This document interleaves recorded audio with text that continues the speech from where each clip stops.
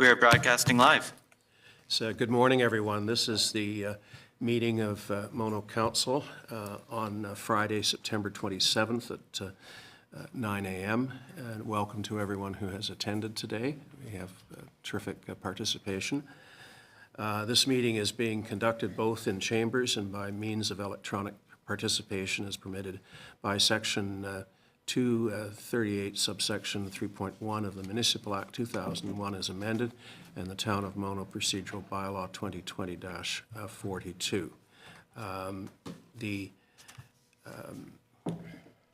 We have a quorum, and Councillor Capes has joined us online. And I'm going to indicate that the emergency exits are behind the audience area. And indicate at this time that members are free to declare any pecuniary interest at this point or at any point in the course of the meeting. And I'm going to call on Councillor Davey to do the land acknowledgement. Thank you, Mayor. We would like to begin by respectfully acknowledging that the Town of Mono resides within the traditional territories and ancestral lands of the Tionotante, the Attawandaron, the Haudenosaunee, and the Anishinaabe peoples. We also acknowledge that the Town of Mono resides within the treaty lands named under Treaty 18, the Nottawasaga Purchase of 1818. These traditional territories upon which we live and learn are steeped in rich Indigenous history and traditions, and it is with this statement that we declare to honor and respect the past and present connections of Indigenous peoples with this land, its waterways, and resources. Thank you. I have a motion that Council approves the agenda of session 15-2024 as circulated. Do I have a mover? Councillor Davey, seconded by Councillor Magdalo. Any opposition to the motion? Motion is carried. I have a motion that Council approves the minutes of session 14-2024 as circulated. Do I have a mover? Councillor Davey again, Deputy Mayor Nix seconds. Any opposition? That motion is carried. We have no proclamations today. Question period. Do we have any submitted questions? One question has been submitted online in advance, Your Worship. Mr. Fitzpatrick asks, will the southern portion of Mono-Adjala town line be assessed to the criteria and standards outlined in the 2025-2034 Road Management Plan? Matt, if you could address that. I think it's a different jurisdiction has responsibility for the southern end. Yeah, thanks for the question. I'm assuming Mr. Fitzpatrick is referring to the portion between Highway 9 and Hockley Village, which would fall under the jurisdiction of the Township of Adjala-Tosarano. So no, the answer, we did not include that segment of road. We started at lot 16, just north of 15 Side Road, up to Highway 89. That's Mono's maintained portion. Thank you. Are there any questions from the gallery that, and I'd ask that you hold on any discussion of the noise bylaw until we get to that part of the meeting. Oh, go ahead, Councillor. Thank you. I'd just like to comment on that last question. Since this is controlled by are maintained by Adjala TOS, if the questioner contacted the Adjala TOS or the Roads Department, they might be able to get some more information. I agree with them. There are potholes there in potholes, and there are places where it's bad, and as I drive it quite frequently, and so I'm very understanding of your concern. Thank you. Just returning to the gallery, are there any questions apart from comments on the noise bylaw? Yes, sir. If you could state your name and maybe come forward to the microphones. Good morning. And just press the button on the... Good morning. Dennis Levesque. I am the secretary for the Dufferin Northern Peel Anglers and Hunters Association. I noticed on the unfinished council business under item number 14 for the firearms bylaw report, it has changed in the status for recommended public engagement process to today's date, it has changed to introduced draft bylaw. My question is what public engagement has been completed at this point by staff or by council? Well, a member of council raised the issue, and council agreed to refer it to staff for a workup. We haven't had any engagement with the public yet, and probably won't until we see some paperwork back from the clerk. Perfect. Thank you. But we'll let you know. Much appreciated. Thank you. Oh, go ahead. But we will have. Yeah, That was the question. yeah, If it's changed. It's just the order to, yeah. yeah. We sometimes change the priority of our, what we call colloquially as our to-do list. Sorry, Your Worship, if I may add further through to Dennis. So council in the interim has introduced a engagement process. And that starts with the introduction of a bylaw now. And then council follows up with the level 1, level 2, or level 3 engagement process, which is where they decide on how they do the public consultation. So that's really I think the main reason that you see public engagement gone and introduce the draft bylaw first now. Because, so it's a natural progression. Council get first reading, similar to what's happening with the noise bylaw right now. Yeah.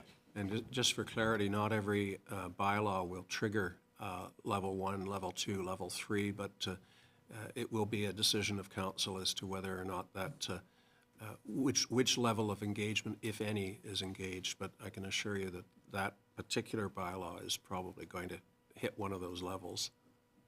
Any other questions? Just come on forward. Morning, Bill.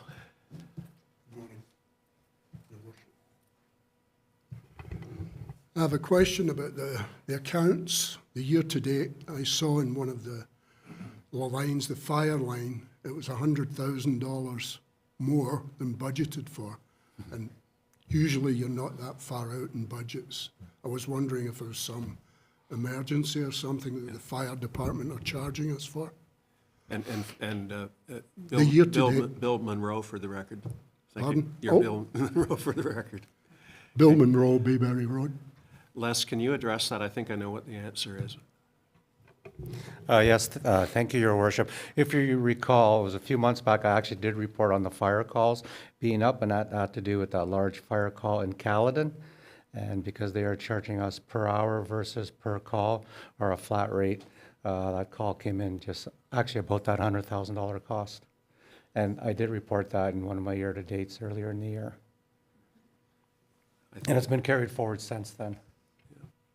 So the problem there is I think they sat on that fire for quite a period of time, and consequently we get a $100,000 bill for Yeah. one incident. Yeah. I have another question, please, clarification. I was at the public meeting at the Committee of Adjustment last night, and I'm kind of confused how it ended up. It was supposed to be for a severance of property. It ended up talking about the fee for the parkland. That's what the whole subject was.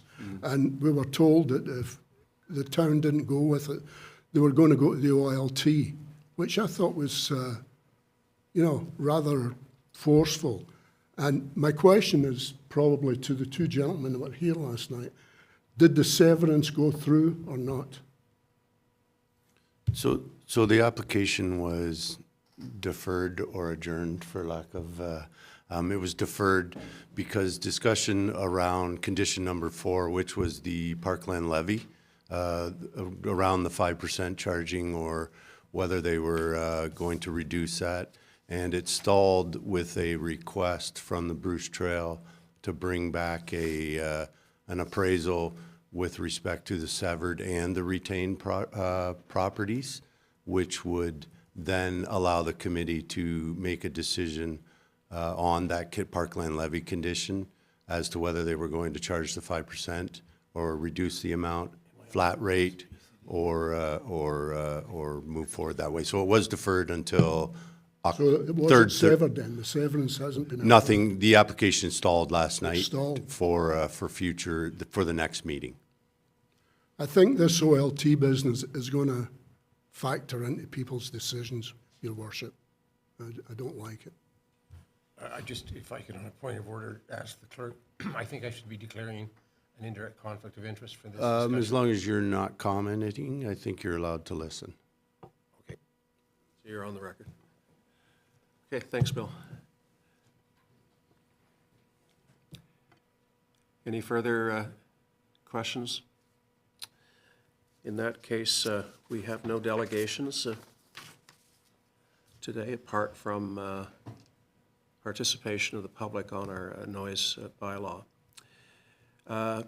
Unfinished council business, we have our usual list. Are there any comments or questions about the list as it currently presents itself? Okay. Moving right along.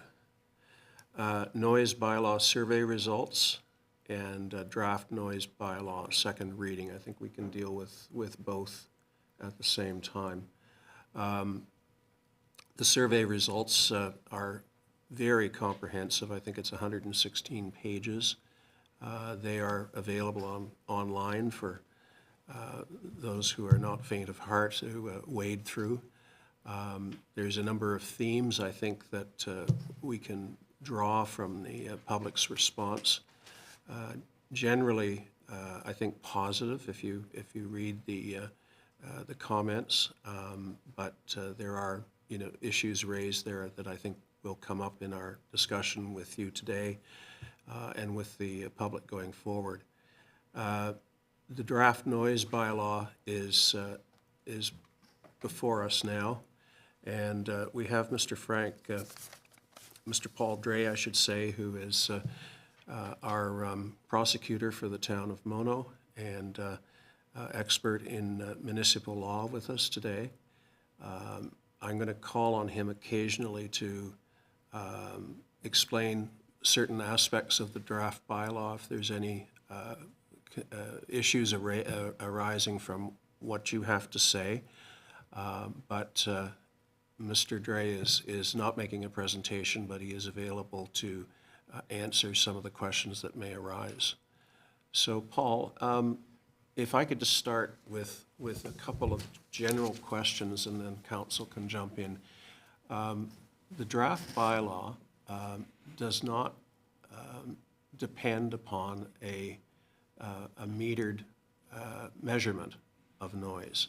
I'm wondering if you could explain why you've gone to a definition of noise and what went into the thought processes in terms of the definition approach versus the old-fashioned sound meter. Well, I'll just give a little idea of my background. I've been prosecuting provincial offenses and municipal matters for as many as up to 37 municipalities around the province for about 35 years. So I'm very familiar with bylaws and noise bylaws. When we talked when I talked to the township initially, and I think you had some decibel readings in your previous bylaw, which was very if I could put it quite bluntly, very cumbersome in terms of prosecution. So we looked at what would be sort of the best way for a small municipality. And when I say small, in relation to some of the places that have noise bylaws and deal with noise bylaws, Mono is relatively small. We looked at a decibel system. And of all the places I prosecute for, none of them have a decibel system. But then you go to the case law. And I brought case law with me, of course.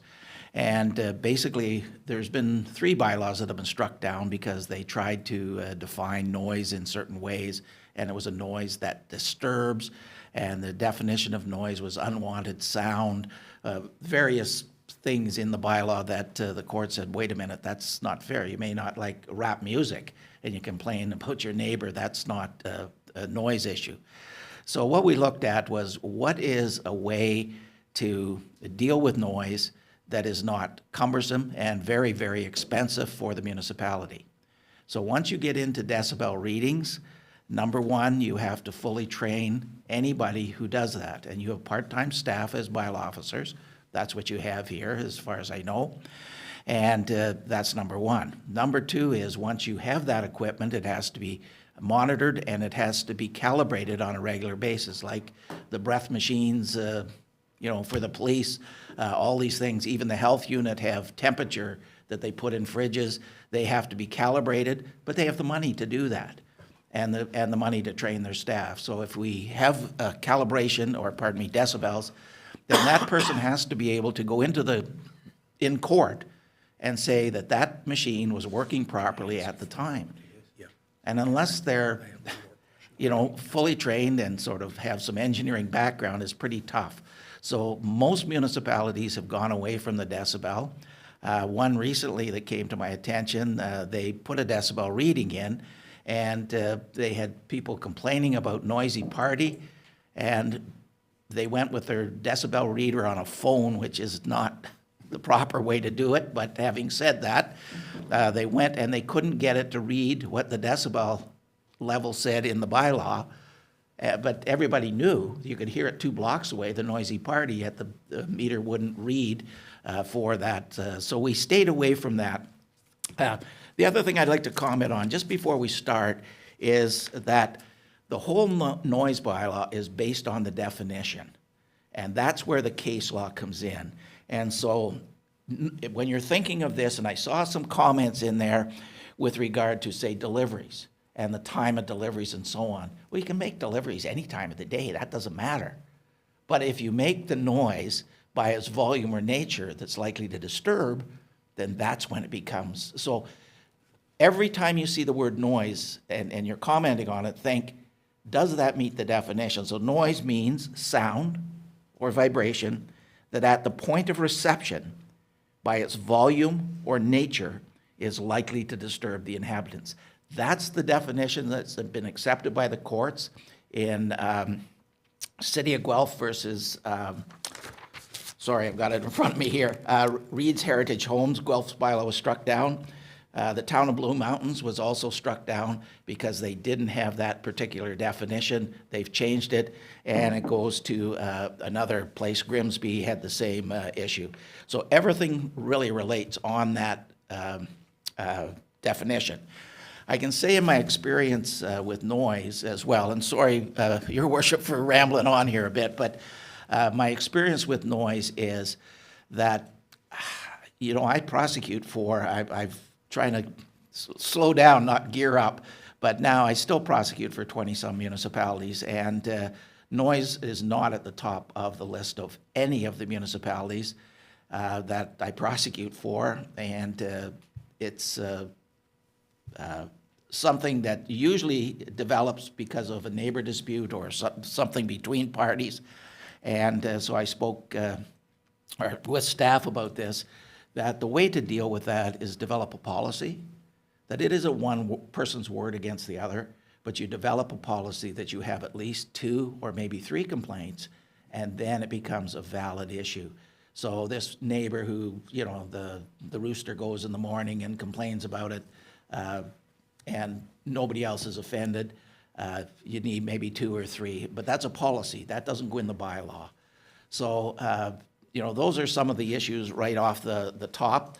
The other issue that came, and I read the survey, and going through, and one of the things was that agricultural, so if anybody's going to make that submission today, I agreed with that submission with regard to agriculture, and there should be an exemption for normal farm practices. That's, of course, entirely up to council to add that. My recommendation would be to add it, and I'll just read an exemption for normal farm practices. This bylaw shall not apply to a person who makes, causes, or permits noise in connection with normal farm practice within the meaning of the Farming and Food Protection Act, SO, you don't need to know that, as amended. So basically, we'll put an exemption in for agricultural use, and there is an appeal board for normal farm practices. I've appeared before that board.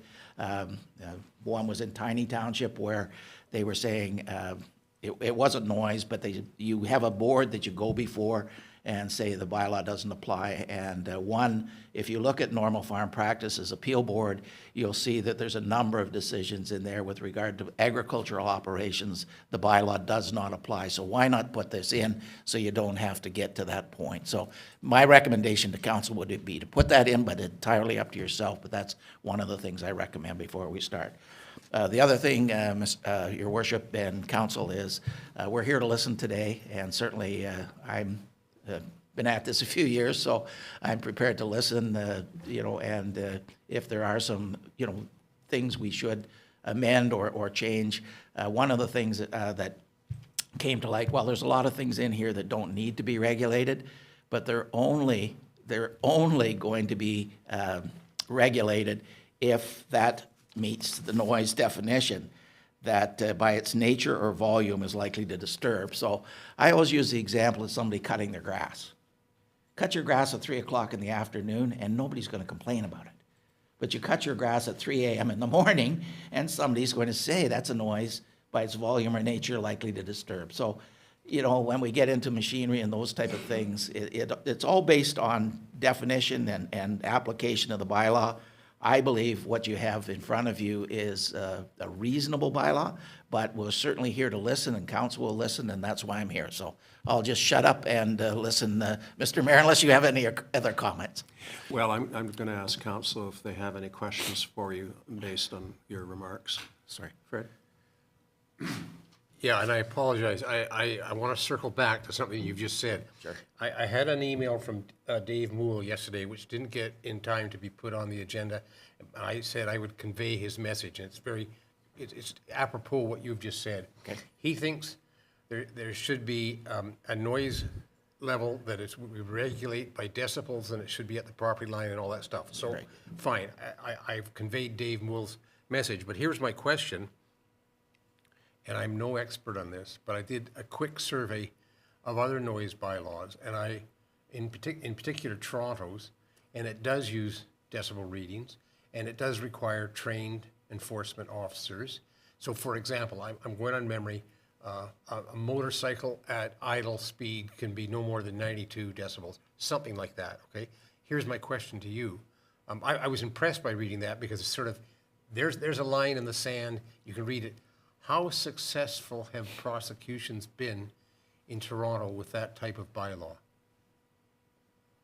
I can't speak for Toronto, to be quite honest, because I don't prosecute there. But having said that, the issue with decibel readings is the ambient noise level.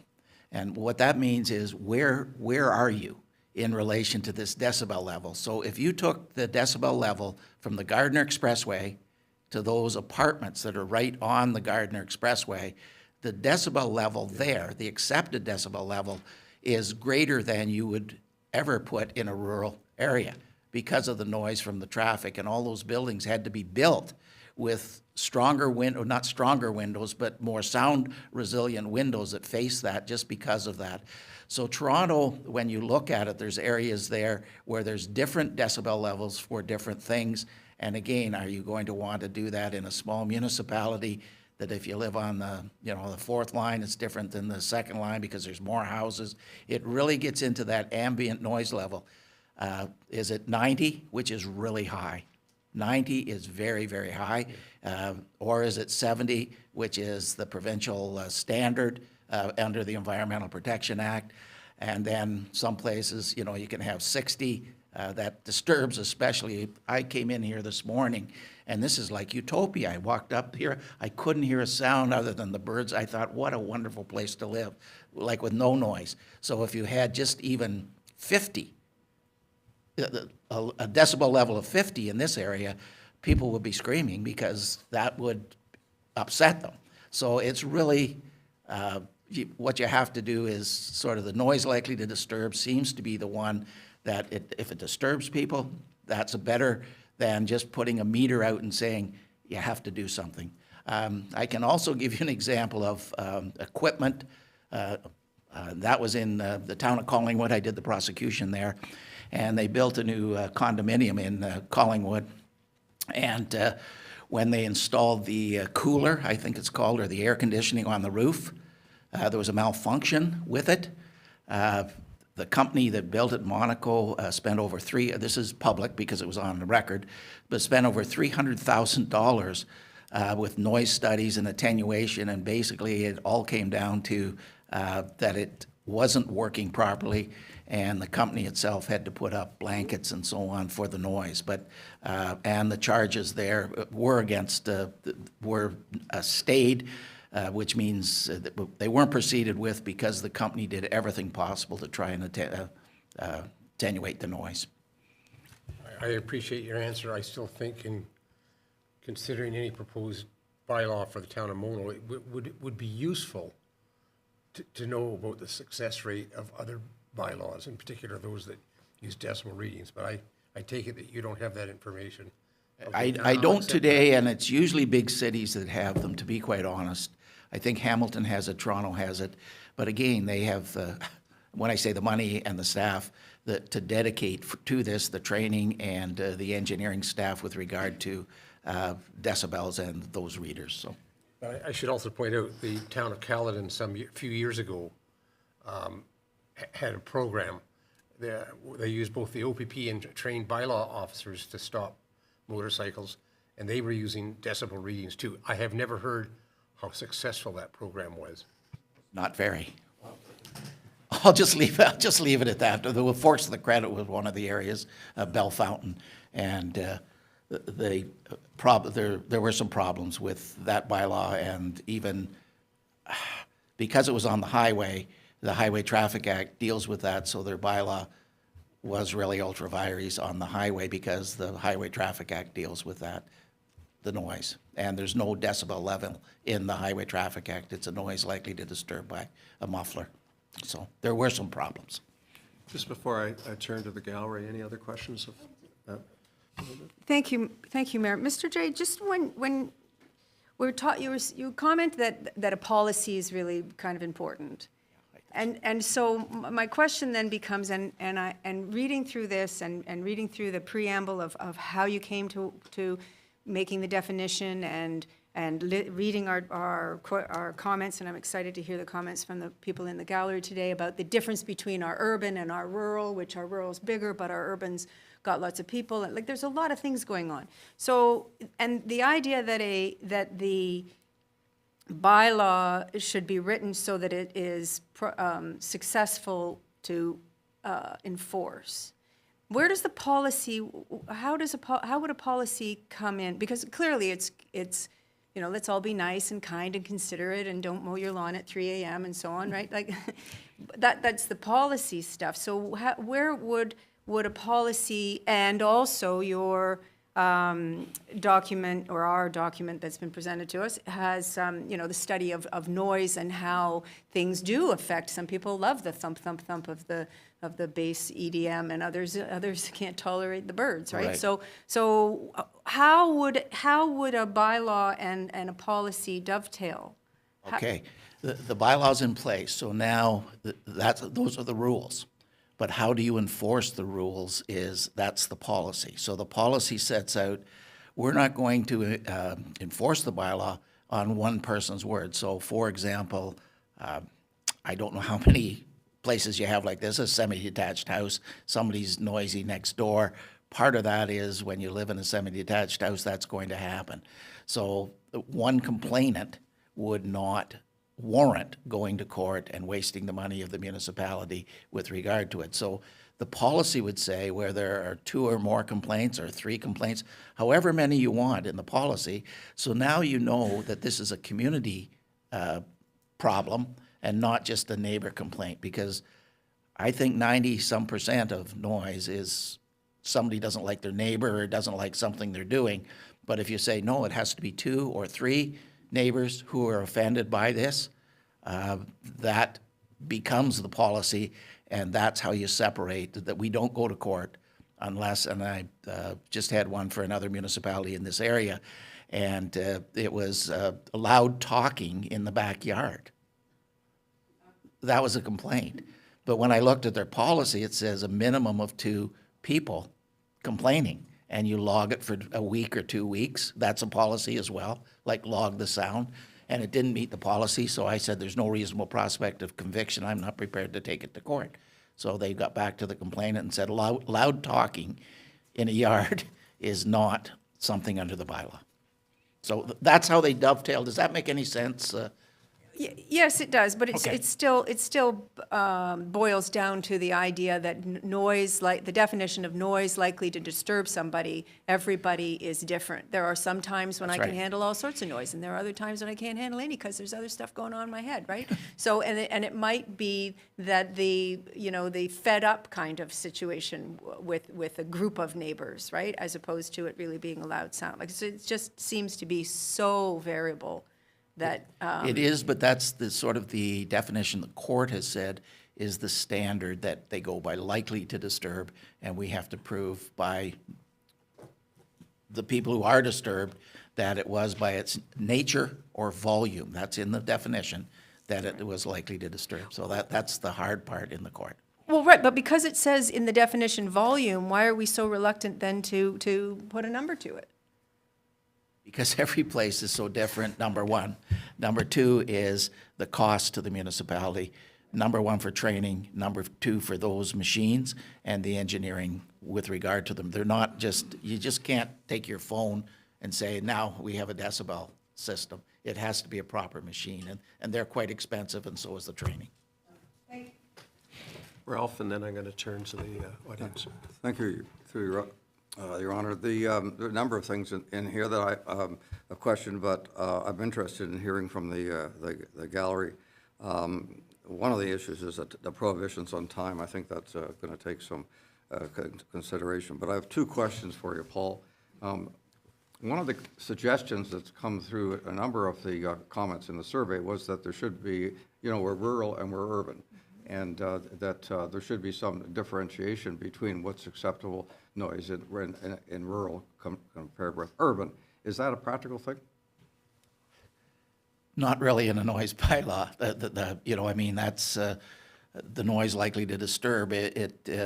Somebody could make a noise in a rural area that certainly would not affect, like if your house is 3 meters from the next house, that noise is going to be substantial, like totally different. I understand that, but it all boils down to the noise by its volume or nature is likely to disturb.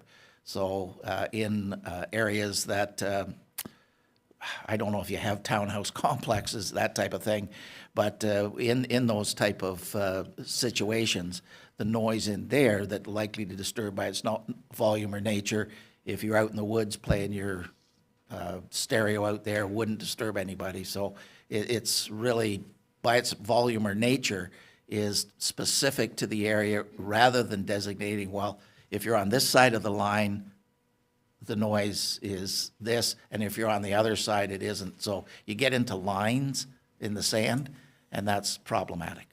So it's really answered by the fact that there's nobody around to hear it. Yeah, it's like if a tree falls in the forest, Okay. doesn't make any sound if there's nobody around. My other question is about the events. It appears that the events have to be public entertainment, but many people have private events, which can be a problem. It could be a party on your front lawn, Right. et cetera. Or I might be having a wedding that went crazy at 1 o'clock in the morning. So why did you just make it public? Why not include private and personal events as well? That's something that's very hard to define an event in the court. Like when you get to a court, if somebody's having a party, is that an event? So I think you just keep it general that the noise from electronic or stereo would meet the standard of this bylaw by definition, by its volume or nature, and stay away from events. But when somebody is licensed or creating an event that is licensed by the town or licensed by Orangeville or whoever, then that becomes an event because of the nature of the license or whatever. So that's the separation or segregation there, if that makes any sense. Thank you. Now I'm going to call on the gallery to one at a time approach the mic and state your name. And I'm going to try and limit you to 3 minutes. So I seriously, 3 minutes, and then we'll cycle back to you if you wish to speak again. But there's a large number of people here. I want to make certain that we hear from everyone. And I know that decision isn't popular, but please keep your questions and comments to 3 minutes, and then we'll get back to you if you have anything further to say. So, first forward. Yeah. And again, just hit the mic, the button there if it's not. There you are. There you go. Can you hear me? Yes. On a personal note, I was amused And about a comment. your name, sir? Oh, sorry. My name is Knut Holmsen. I'm the president of Mono-Malmer Citizen Coalition. We call it the MC Square. This comment is on personal. I lived in Mississauga, and they built behind us townhouses, and young families moved in, and they had barbecue parties till 3 o'clock in the morning. But one thing changed, which killed it. They had babies. No more parties. My comment on the bylaw is that we live in a beautiful rural community, which is our obligation to treat with respect. That means farmers will carry out their tasks normally within sunup and sundown. A rooster will start his tasks early, so he must be allowed to do his work then. He will no doubt ignore any bylaws. In built-up communities that we create without local employment opportunities, where 80% of the people have to rise early to drive to their work outside the community, a snowstorm can force them to start their snowblowers very early. It then becomes an issue of cooperation and understanding of their neighbors who normally sleep in longer. How can a bylaw interfere?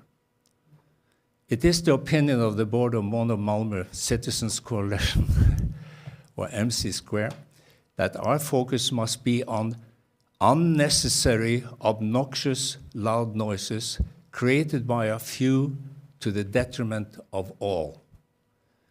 Such might be a commercial enterprise bringing events into our community. They create massive noises for short-term entertainment and profit, and with no general community benefit. Road noises are probably the greatest problem, with the added issue of road racing. On a regular basis, souped-up cars, but mostly motorbikes, create noises at a horrendous level. We allow raceway-like high-pitched drones to infiltrate all the quiet reaches of Dufferin County. Which comes to my last point. What steps are being planned to actually and realistically enforce this new noise bylaw? The lack of enforcement seems to be the common failure everywhere, with an arrogant disregard for laws exploding around us. The punishment provided obviously doesn't work. It will be a considerable undertaking. Why not try long-term reminders and education, and how the community members can best contribute themselves? Newt, I'm gonna have to. I'm nearly finished. Okay. Can I make a suggestion? How about putting up signs?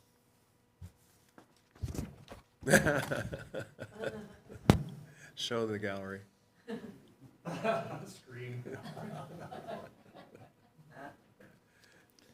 That's it, thank you. Good, thank you. Well. You were fed up this No, it was probably a little over 3 minutes. Good morning. Good morning, it's Doug Kaiser, Island Lake. My first question is for Mr. Dre. 3 minutes is really tight, John, so I apologize if I speed through this. Well, we'll see how strict I am. Okay, so Mr. Dre, just a point of clarification in case law. So do residents in Ontario have a right to peaceful and quiet enjoyment of their property? Is that supported consistently in the courts? Sorry, yes, that would be supported, that people have that right, yes. Right, I would think so. Okay. So, because there's 3 minutes here, I'm just going to summarize some data points, benchmarking. I know Mono Council often refers back to what the rest of Dufferin County does for benchmarking on bylaws. So this is my understanding of what's going on around us as neighbors, neighboring municipalities. So Orangeville, much higher densities, 24/7 ban around the clock on amplified sound that is likely to disturb residents. East Garifraxa, same thing, prohibited at all times. Melanchthon, same thing, prohibited at all times. Mulmer, prohibited at all times. Amaranth, the same. Grand Valley, the same. So roughly 86% of Dufferin County is a complete ban on noise that is likely to disturb residents. That's my understanding. I'll throw in a couple other data points. City of Guelph, same thing, prohibited at all times. They also have a nuisance noise bylaw separately that addresses nuisance partying. Caledon does go to 11 p.m., but they have a separate bylaw that was introduced for nuisance, noise, partying, et cetera. Brampton, so again, much higher density. It is a 24/7 ban on levels that are likely to disturb residents. In fact, they actually go on to specify that if it's played at reasonable levels, it is not defined as a noise, which I really like. Mississauga, up to 7 p.m. is their cutoff. So I don't see in the noise bylaw here that deals with, this scenario of nuisances. So if I'm that neighbor who's constantly partying, entertaining in my backyard, pool parties, what have you, I don't see anything in here. So I don't see how this bylaw deals with nuisance activities. So it's just a point of clarification. So as far as my recommendations go, reading as a first pass at this to stay within the 3 minutes, I'd like to see us stay consistent with what I see going on with the rest of the municipalities, whether it's Dufferin, Brampton, Mississauga, Caledon, and that is, if you're engaging in uncivilized behavior, which is playing music at a level that's likely to disturb residents, then I think that should be banned. It's the only civilized thing to do. Deal with the exceptions as exceptions. If people want to hold an event, look for an exemption. I think that's completely normal. So when I was calling around different bylaw offices to get input from their bylaw officers, it was clear to me they're trying to get ahead of the curve in terms of tightening restrictions, not loosening them. So I don't know why Mono is looking to relax that and move to 11 p.m. All the others their lessons learned is we need to tighten it up. So it's unclear to me why we're moving in this direction. So that's all I have. Okay. Thank you, Doug. Yeah. Next speaker?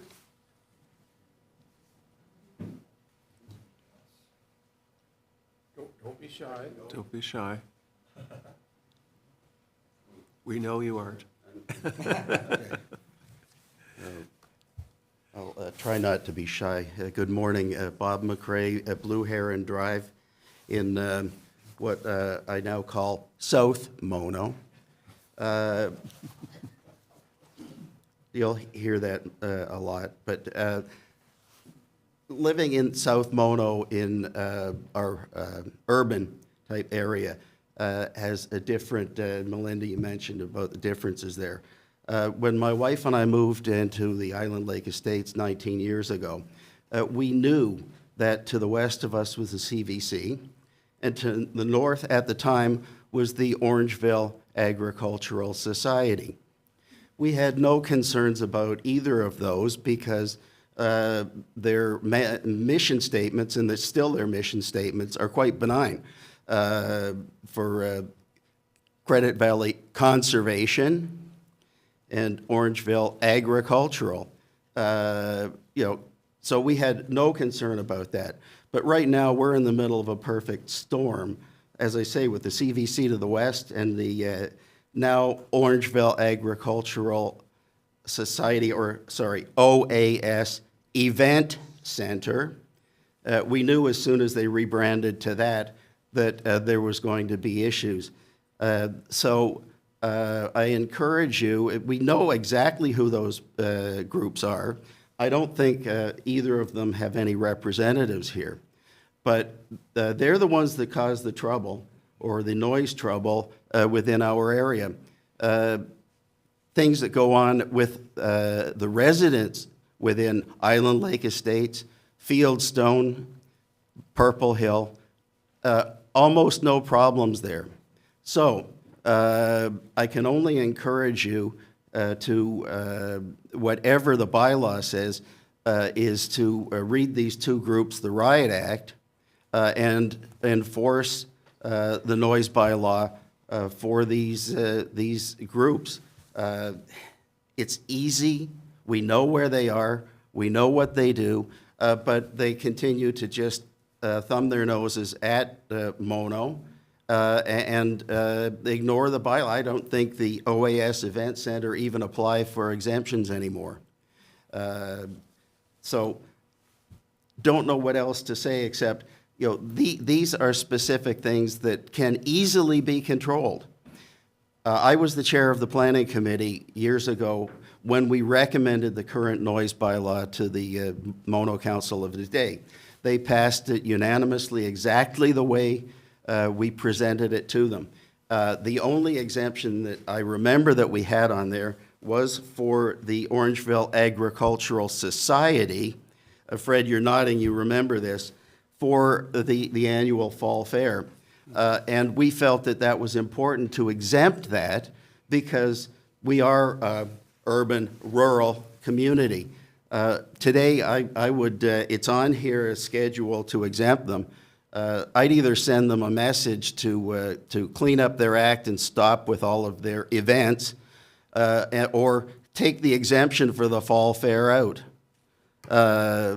Something needs to happen with these. I'm regretting that we put that in, quite frankly now, given the fact that Orangeville Agricultural Society devolved into an event center. So both of these, and the CVC as well, have become an event center.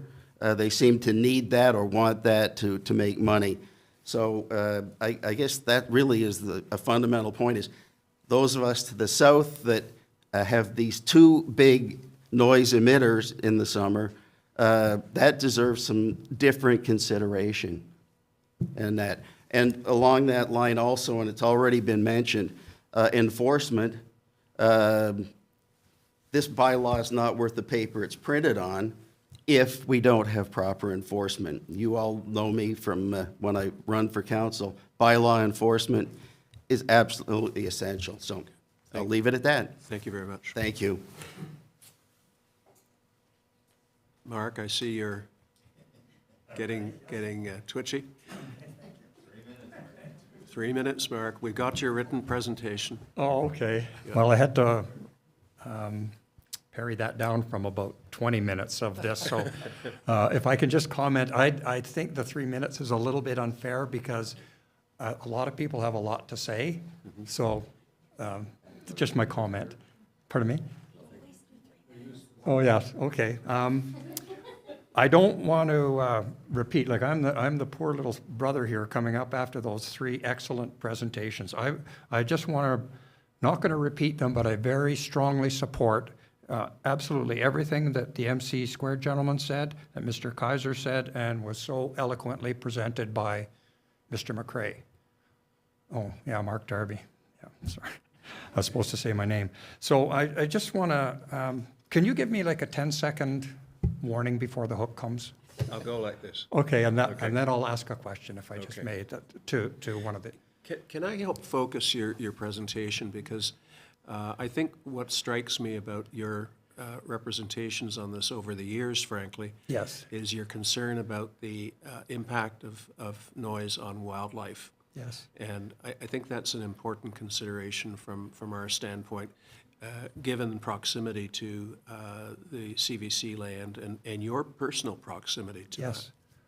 Yeah, thank you for Mr. Mayor. I hope that didn't come out of my 3 minutes. No. Okay, thank you. So I just wanted to just say good morning to council, and just as a summary, I think it's great that we're doing a noise bylaw review now, because I think now is the time, and this is a little bit repetitive, to what the other gentleman said, it is time to make the important necessary changes that will discontinue our present noise bylaw and our draft noise bylaws right that out-of-towners presently have. They can come into Mono and make money by pounding unstoppable noise pollution events into our environment that cause significant damage to our conservation and harm the residents. That's my big focus. So I'd like to see the bylaw changed to a default to one that prioritizes protecting the natural environment and Mono residents while still allowing, there's going to be industrial amusement and entertainment venues that want to come in, but those events should not have any time increment or any time period where they are automatically allowed to come in. Like they have, presently 7 a.m. to 5 p.m. to 11 p.m. So basically, through the bylaw, they're unstoppable.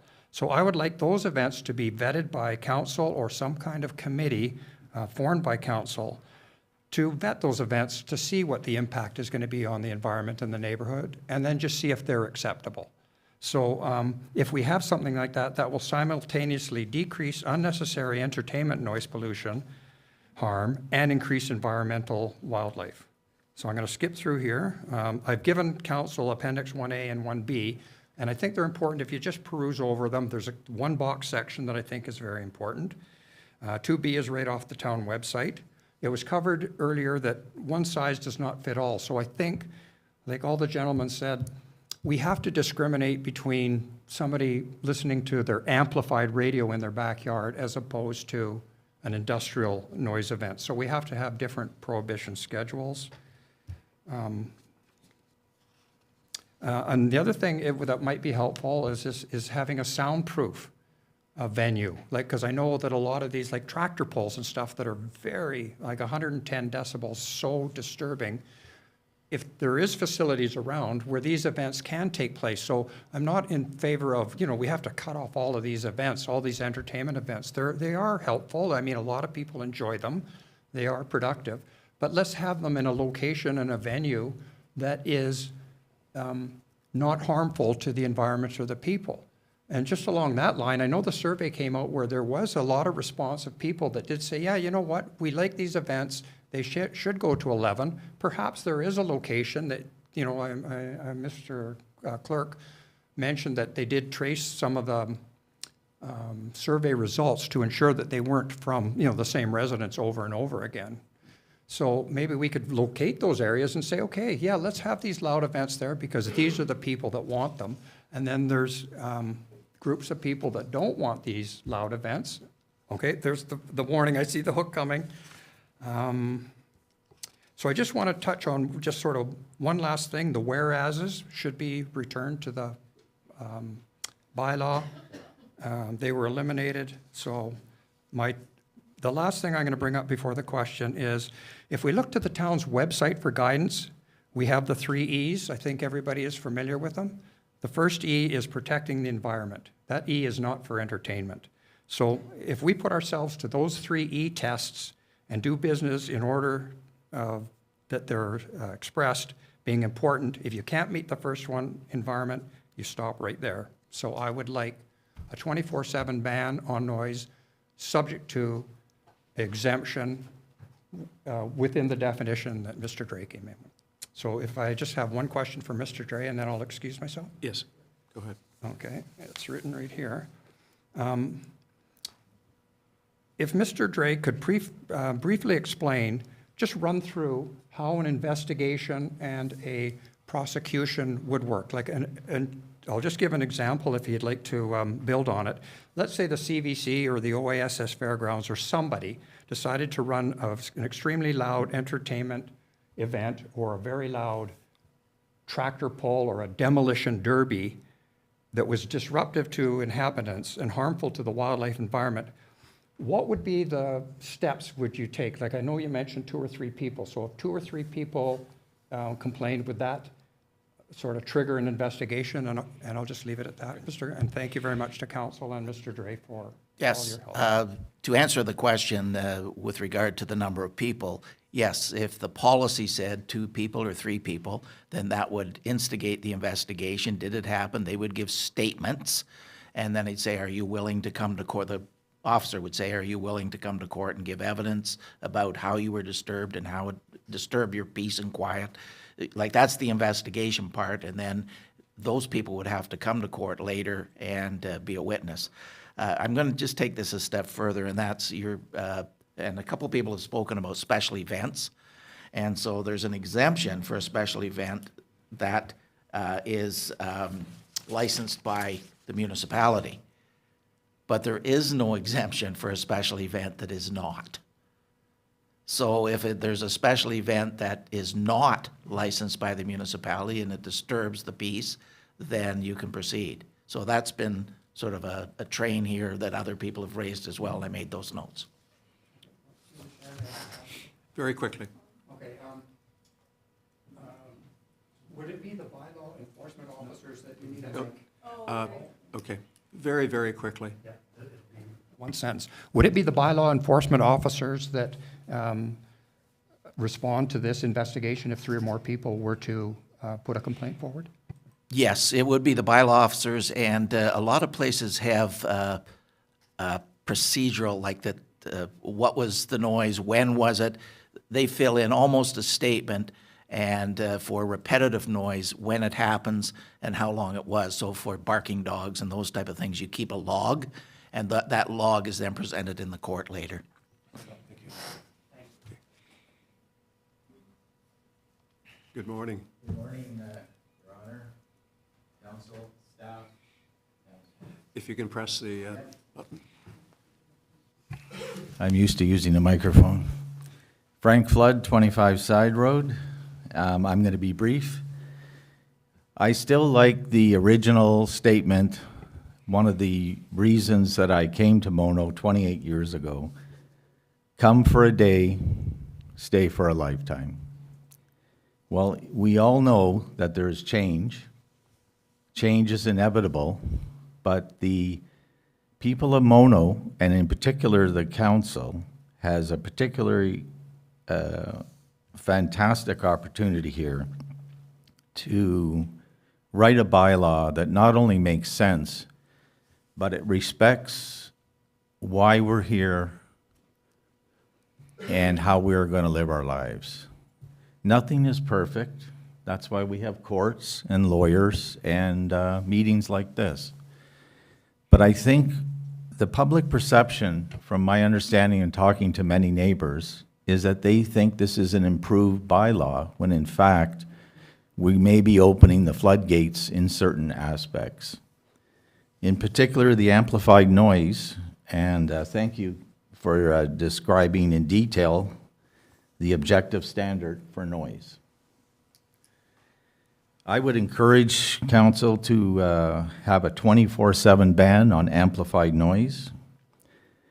I think it's very clear there will be variations and deviations on a one-by-one case, but if we don't at least put it in paper, then we do not have a leg to stand on. I'll close by saying winter is coming, and by that I mean people, pressure, and noise. Thank you. Next speaker. Can I get my second part? We're getting close. No, there's a gentleman behind, in the back who. Oh, I'm sorry. Yeah.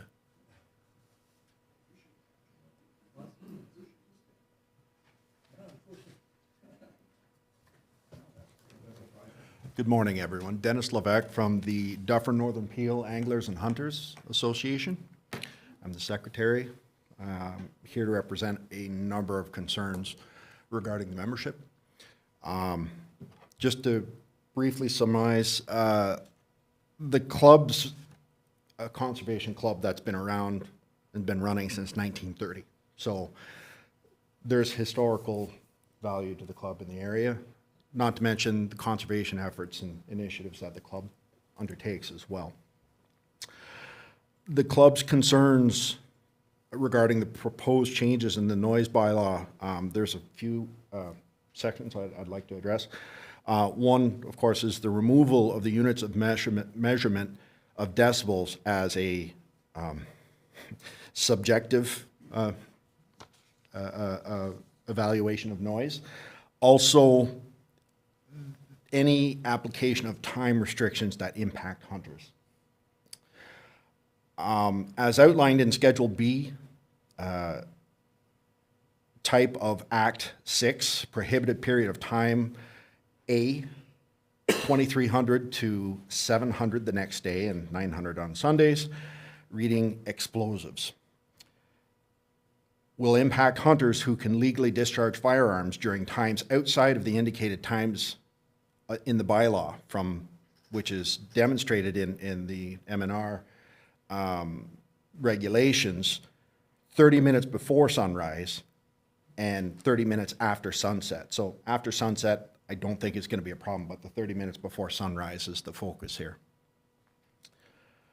Discharge of firearms using ammunition, and again, reading explosives, as mentioned in the bylaw, is already also governed under the Canadian Federal Explosives Act and regulations, as well as the federal firearms laws enforced by the RCMP, and furthermore through the Ontario Provincial Hunting regulations, as mentioned by the M&R. And concerns regarding special interest groups which could exploit revised bylaws to advance their specific goals, which may not align with broader community interests. These groups often have the resources and motivation to file numerous complaints, potentially overwhelming the system and putting undue load on the resources for the town of Mono. For instance, anti-hunting groups might file repeated noise complaints to hinder the hunting community's ability to hunt, regardless of whether noise levels genuinely exceed acceptable limits. And furthermore, our club has not only met but exceeded current bylaw requirements with specific scientific proof using the units of measurement. With the financial expenses that you had mentioned, it is expensive. And with certified sound tests which have come at these expenses to ensure the town of Mono bylaw compliance currently. Furthermore, the samples that were demonstrated by our certified sound specialists that we hired to have these tests done wouldn't, as ambient noise was mentioned, some of the, especially with lower caliber discharged firearms, we couldn't even get a reading because somebody was mowing the lawn or somebody had their air conditioner running. And so our concern is compliance and being good neighbors. And of course, continuing to be a historical member of the community.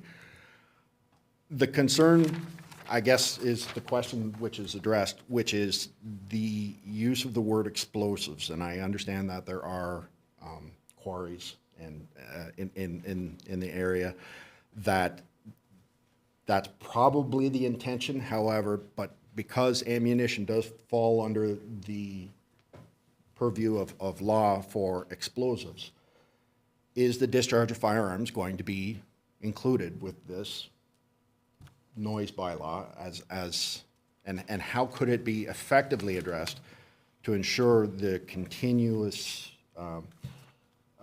ability for hunters to be able to hunt, law-abiding, of course, and same thing within our club, which also does have firing ranges as well. Concerns regarding clarity and consistency, fairness and impartiality, accountability and transparency, and practicality and implementation of the bylaw are all very, very important, and I'm assuming to council and staff, to ensure the viability and longevity of a bylaw that's put in place so that it's effective, it serves the needs. Can we get maybe some clarification with how that is going to impact, starting with the discharge of firearms? I think that's a good question for Paul as to the issue of hunting versus discharge of firearms versus quiet environment. It's a very complicated issue, Your Worship, but there is a right to hunt.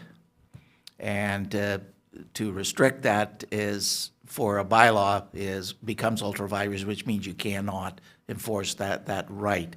Where I had it with a noise bylaw, this may sound crazy, but it was with the town of Erin. And it was the fox hunt and the 20 or 30 hounds that go into people's backyards and make all this noise.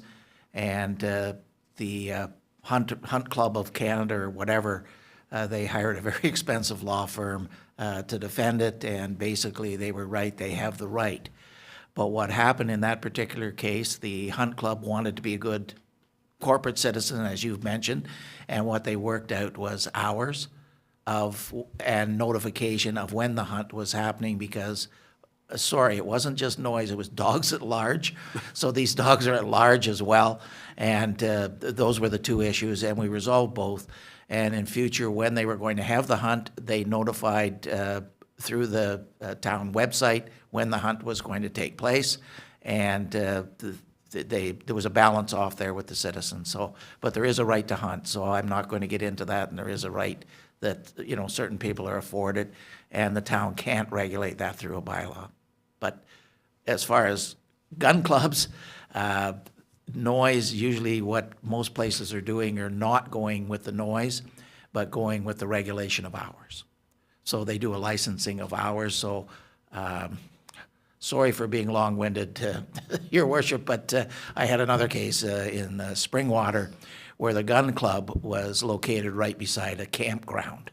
So if you can imagine, people go in there at night, it's a beautiful campground, nice and serene, and all of a sudden at 7 o'clock in the morning, it sounds like the Middle East.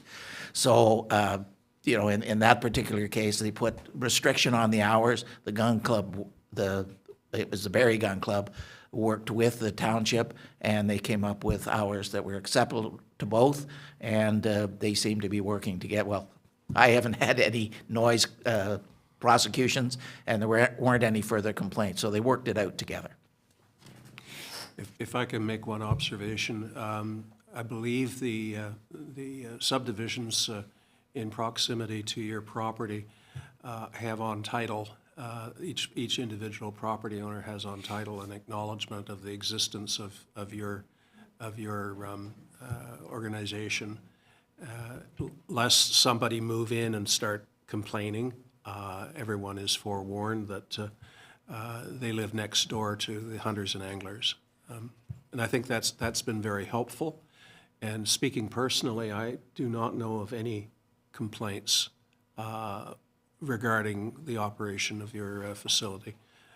The only time it ever came up was when there was a possibility of a reconstruction of your shooting area. Fred? Just to contradict the mayor slightly, during election time when I canvassed the road beside the gun club, and I think here's the problem. A lot of those people are second-time or third-time buyers of homes. Yeah. They had no idea that on title there was this letter warning them about the gun club. I've had one person actually on this doorstep crying about the noise from the gun club. I know that the original owners were all warned about it, and I'm quite sympathetic to the gun club. I wonder if we couldn't have some, I don't know what you do, to real estate agents, there's some warning when someone buys a house there that these conditions were laid down to the original owners, because a lot of people there don't know that. That was one of the things I had omitted, but yes, thank you for pointing that out, Mayor Creelan.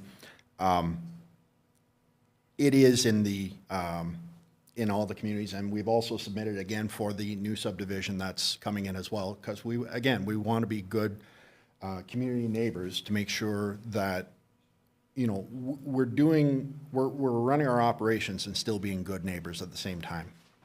So, which new subdivision? The one over here. By Highway 10? Yes. Don't say it's coming. We don't know that yet. Okay, well, I've requested, if it's coming, that if there are deeds provided, that it is also included, much like the other surrounding subdivisions. And that was the question, not that it's coming, and that's just an assumption on my part. We're trying to be prepared, and again, in our preparedness, trying to be good neighbors as well, making sure everybody does know. So maybe, I don't know if that's something, we have a website. I do receive a lot of emails from questions from real estate agents about our hours of operation and that sort of thing. But again, we don't regulate hunting hours during hunting season because there is hunting on our property. So we don't want that to be misunderstood from, we do have hours of operation as well. Like for instance, we don't start the discharge firearms until 10 a.m. on Sundays because of that reason. And again, we want to be good neighbors. But if somebody is hunting on the property and there's a discharge firearm, that's very different than having somebody discharge firearm at a shooting target on a range. They're actively hunting. So it's a gray area, as you mentioned, but again, we wanted to bring our concerns to light. Thank you. Thank you. Thank you.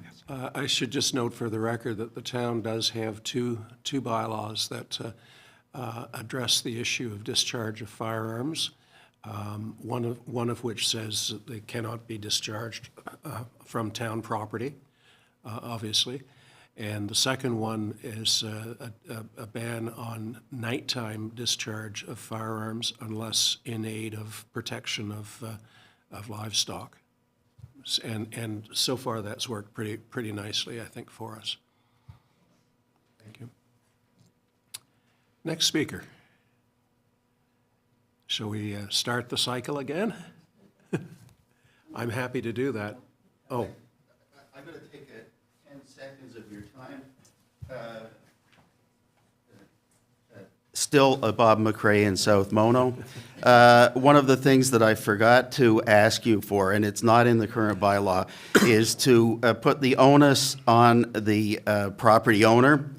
So when the OAS Event Center rent out their property to somebody who's creating noise, or when the CVC rent out to a wedding who illegally bring in amplified noise, that it should be in the new bylaw that it is the CVC or the OAS Event Center or whoever who bears the ultimate responsibility for that noise bylaw violation, and that they be charged, and maybe then they'll pay attention to it. So, sorry, I meant to mention that. Thank you. That raises a really interesting question. That is in the wording of the bylaw, not the way you worded it, but basically it says no person shall make or shall emit, make, permit, or cause to be emitted. So in the case of a special event, you could charge the event, if it's a corporation or whatever, you could charge the people of the event as well as the owner of the property. So where we have this on a regular basis is short-term rentals and other places that I prosecute for. So we go after the person who's making the noise, who's causing it, but we also do permit for the owner of the STR. So the bylaw does provide for that. It's not in the wording you suggested, but it does provide for permit. So you can do both the owner and the person who's making the noise. Very good. Thank you. Okay. Second round of questions. All right. Let me finish. Should have timed you. Again, Knut Holmsen. The point I was trying to make was that back in the day, a huge road noise, which is not part of the town council's issue, I believe, was air brakes on huge trucks.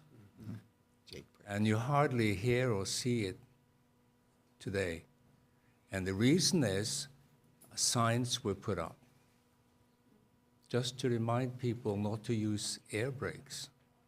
I remember Charleston and Airport Road used to be a terrible noise even for the people that had property a kilometer indoors. And it's no longer. So that's why I brought up that sign, that picture, just for amusement. But it's something that is within the ability of the community, I believe, to do something like that. And no doubt with the help of the people. Thank you. Thank you. Paul, I have a quick question, and that is, In the survey, there was a lot of feedback on noise from motorbikes, and we have certain raceways in the town of Mono, otherwise known as Hockley Road and Airport Road. Right.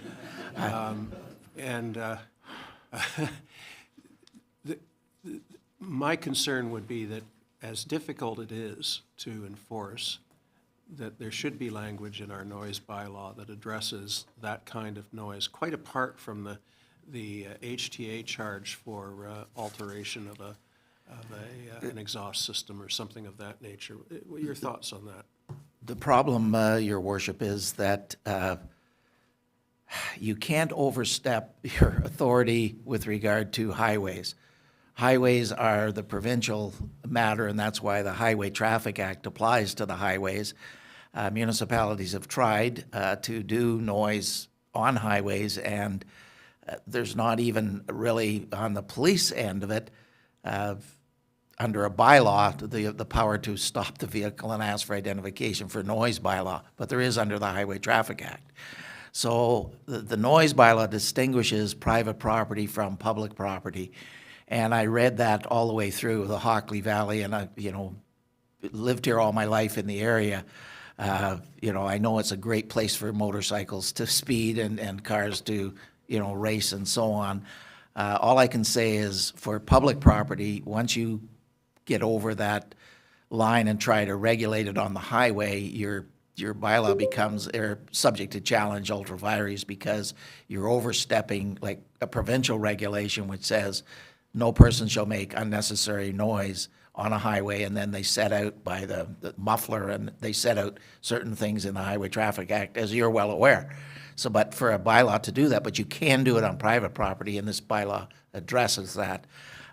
Just along those lines, to accentuate that, I sit as a hearing officer in the city of Vaughan, and they have unauthorized car rallies that go into, excuse me, parking lots, and they'll get 400 or 500 cars in a plaza parking lot, all revving their motors and backfiring.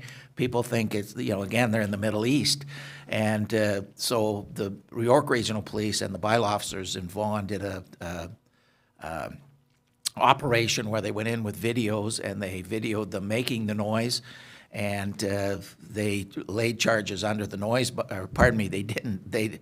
What they did was use the amps, because it's administrative monetary penalties, and I sit in that, and it's very successful because it's a noise likely to disturb. They've disturbed the people. That's why they're there, and they have the video of that. But that's an aside. But I don't think you can regulate the noise on the highway, Your Worship, with the greatest respect. Fred? Excuse me, I've got something in my throat, but I wanted to go back to the beginning, because I'm a very simple-minded guy, and I have a question for you. The bylaw, as it now stands, defines noise, and you've given us an explanation as to why that definition's there. Then under section 3, the first prohibition is no person shall emit, make, permit, or cause to be emitted or made noise. Full stop. Why do we need anything else in the bylaw, including Schedules A and B?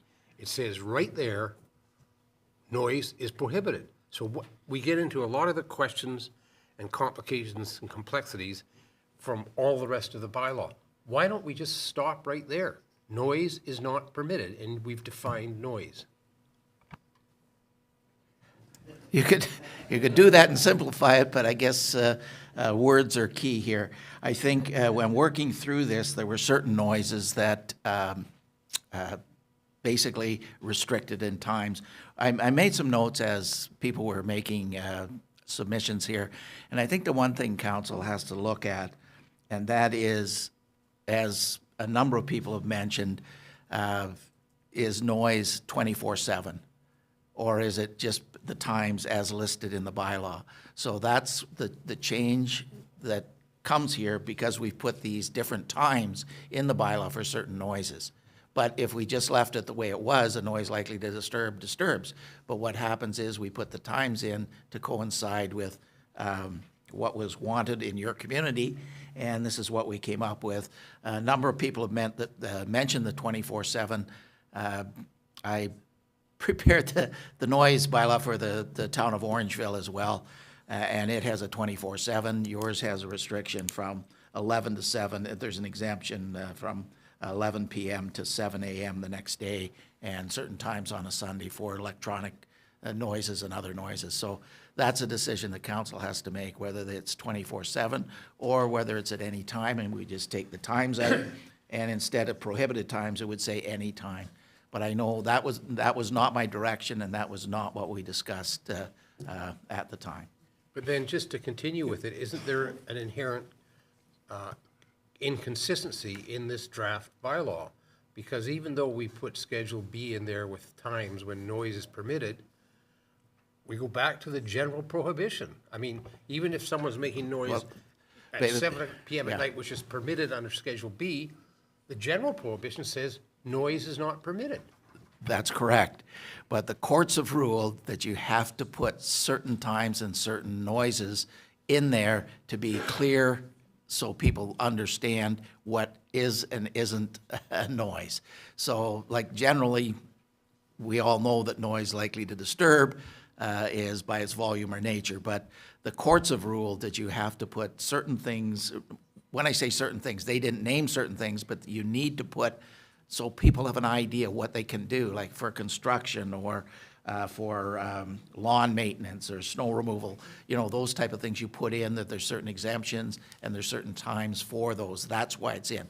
So basically for those, you would go to section 3.2, no person shall emit, and that is the sort of the second part of it. But you are correct. The old noise bylaw just said noise likely to disturb, and that was it. But the courts have ruled, no, you have to be more specific and put some things in there or exemptions so people are very clear so they understand the bylaw.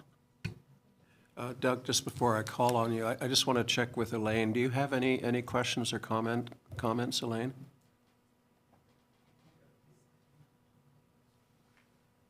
Thank you, Mayor. I have a little bit of a dissertation to read, but I will wait until all of the comments and questions are from the gallery and that we're ready to give further council comments. Okay. Doug, go ahead. Thank you. Thank you. Yeah, Doug Kaiser, Island Lake again. Yeah, Mr. Dre's comments caught my attention. It makes me wonder, at the time people were filling out the survey, the way that question number 3 was phrased with respect to amplified sound, did the public understand that when they were filling it out and making a decision on noise being played to 11 p.m., did they understand that to be, I want to play music to 11 p.m. and I should be able to, but at reasonable levels? Or did they understand that the town would be green lighting the public to play noise up to 11 p.m. at unreasonable levels that are likely to disturb residents? So I'm not sure that came across clearly. Because in discussion with some of the neighbors, they understood, their view was, well, yeah, I mean, I should be able to play music in my garage till 11 p.m. You can't tell me to shut it off. Oh, but I didn't mean to disturb anybody, right? Like, I want to be able to play my music till 11, but of course, I don't want to disturb the other residents. So I guess that's the question. What are we approving here, just to be clear to the public? Are we approving that music, if it's granted as proposed, that amplified sound can be played at levels that will likely disturb residents?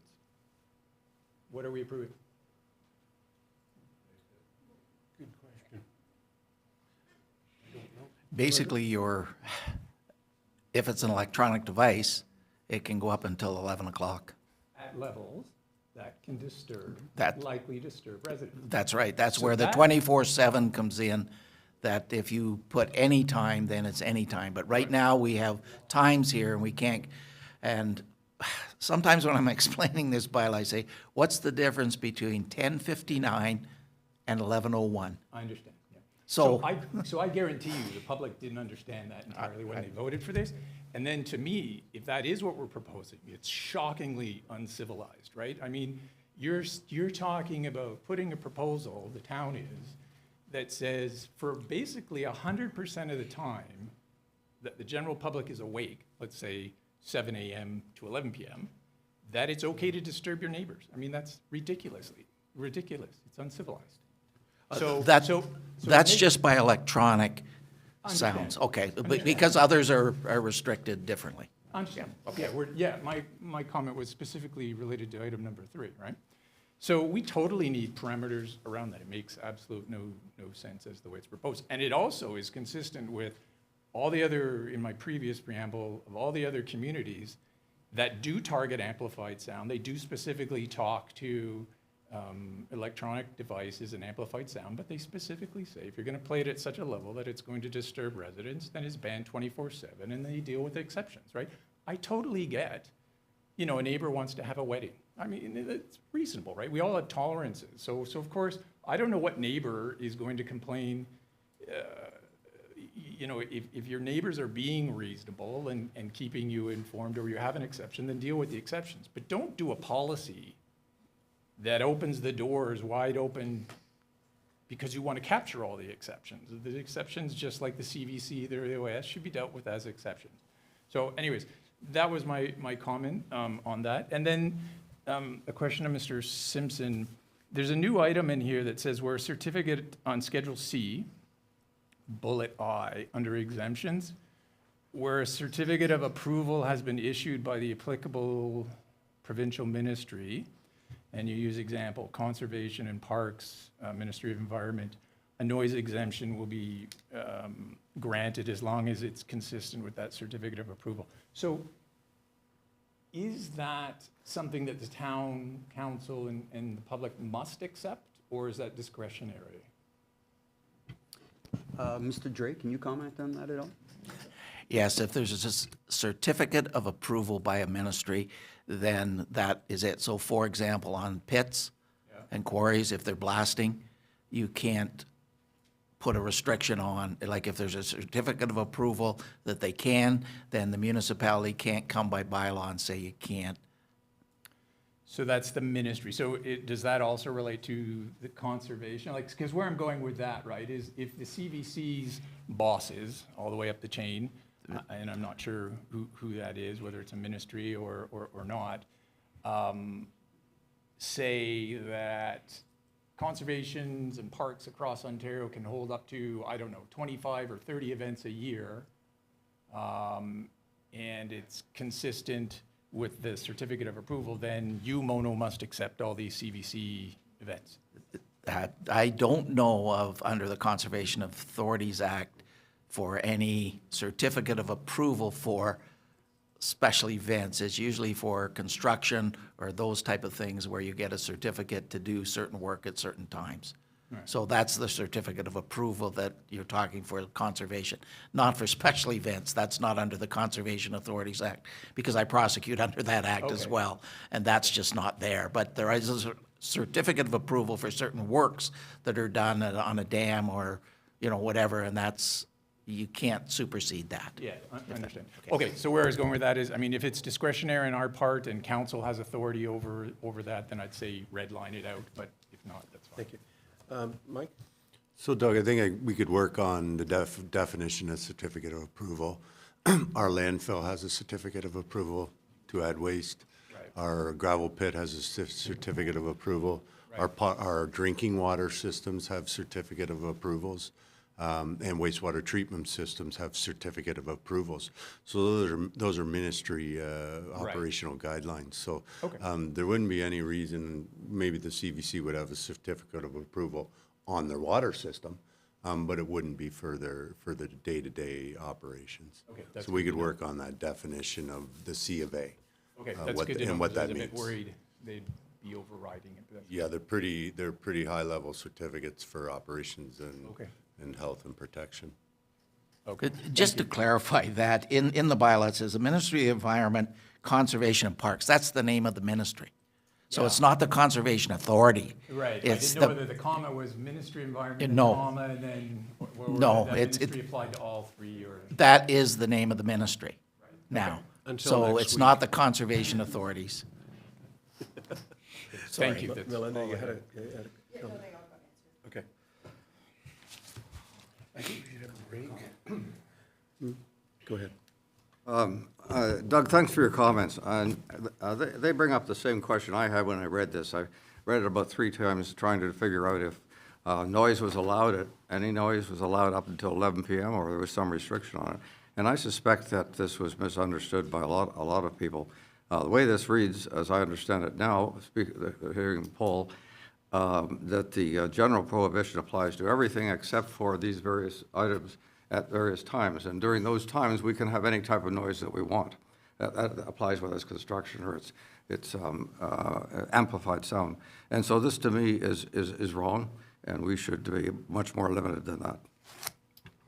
Thank you. I've been asked for a 5-minute break, which I think would be appropriate, and then we'll resume. But I want to give each member of council an opportunity to address their particular issues and concerns before we wrap up this portion of the meeting. So 5 minutes, and we'll be back.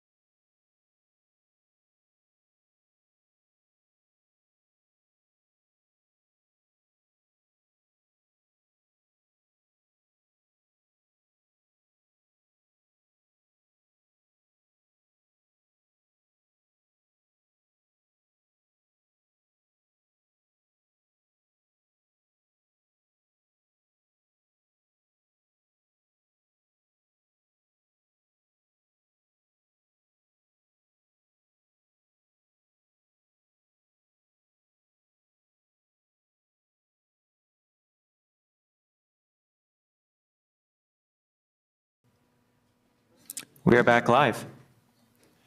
So I'm just going to return to the gallery one more time to see if there's any question or comment that isn't repetitive, that's something new. And if there's no one anxious to jump in, I'm just going to invite members of council to say a few words very briefly, and then we'll give direction to staff. Mark? I'm not sure the batting order if I'm up next, but... Your first hand up.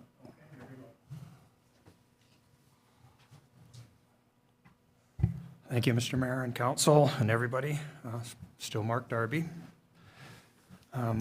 Just the 4 points that I'd like to bring up that were sort of missed on my truncated 3-minute warning presentation. Number one is Mono taxpayers should not be forced to pay extra taxes to directly subsidize any groups that cause harm to our environment and our neighbors. So if you Google subsidy, it says a benefit given by government to groups or individuals, usually in the form of a cash payment or tax reduction.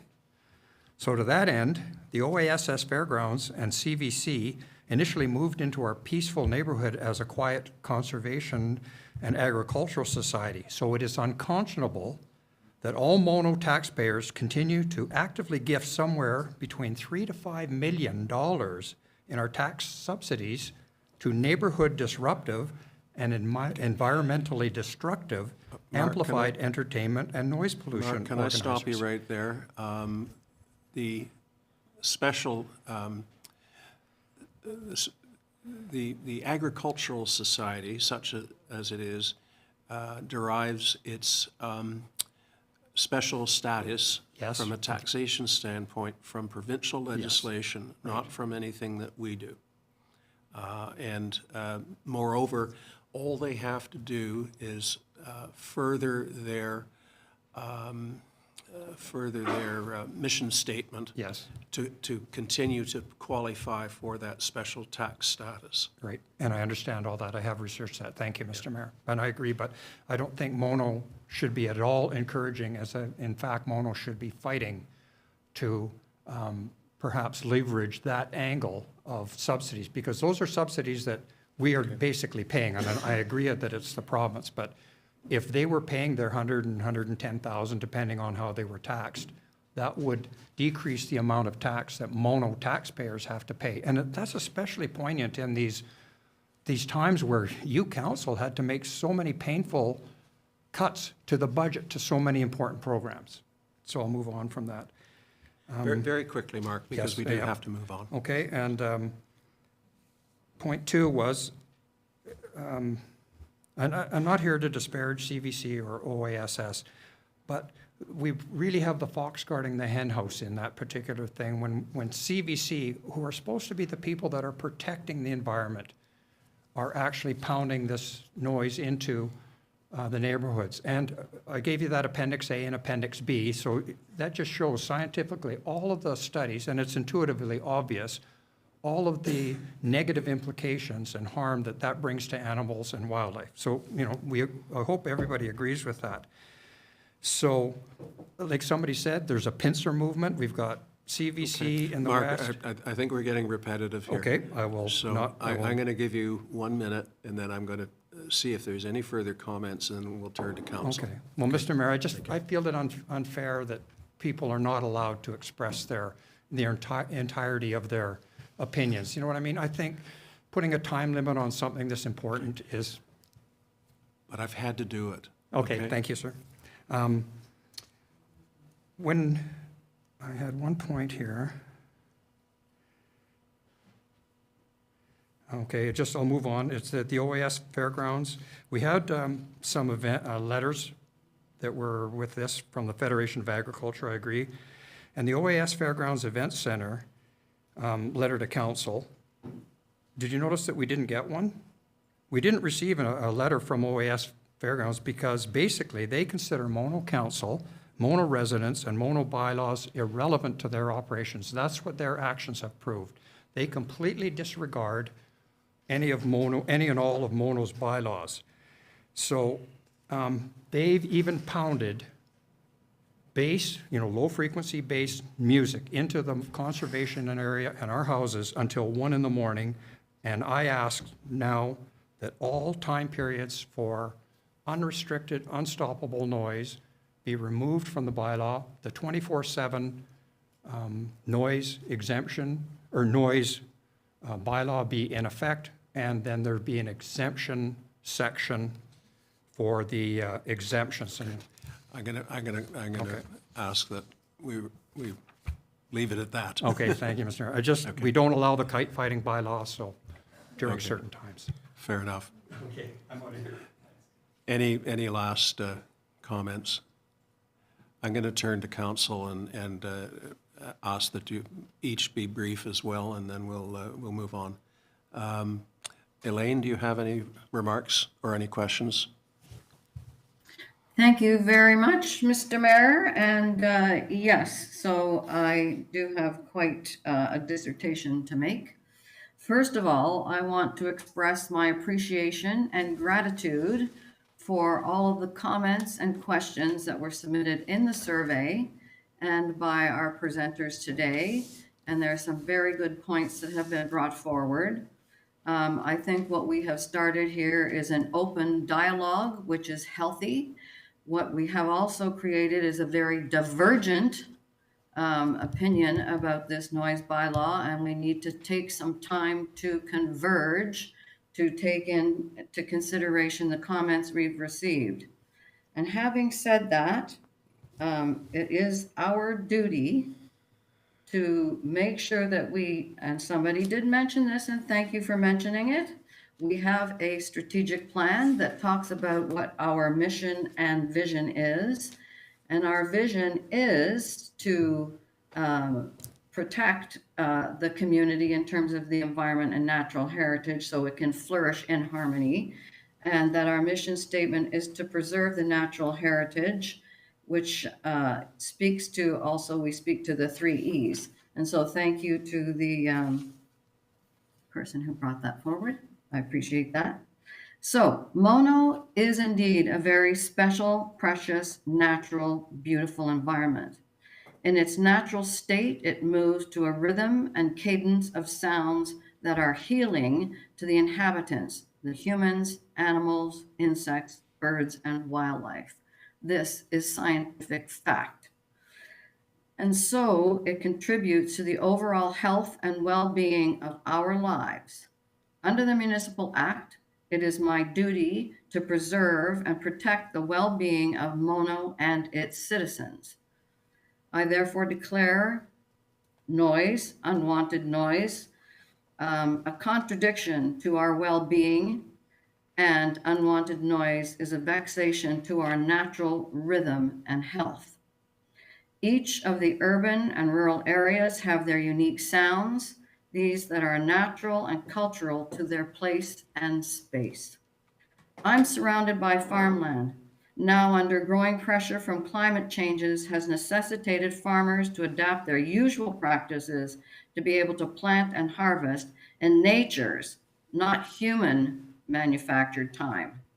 I hear heavy machinery, large combines working into the dark and later into the morning hours, and I do not find it vexing. It is necessary for sustaining a culture and lifestyle and an economic need for the farmers and the region. This also the sounds of animals, cows, sheep, goats, horses, chickens.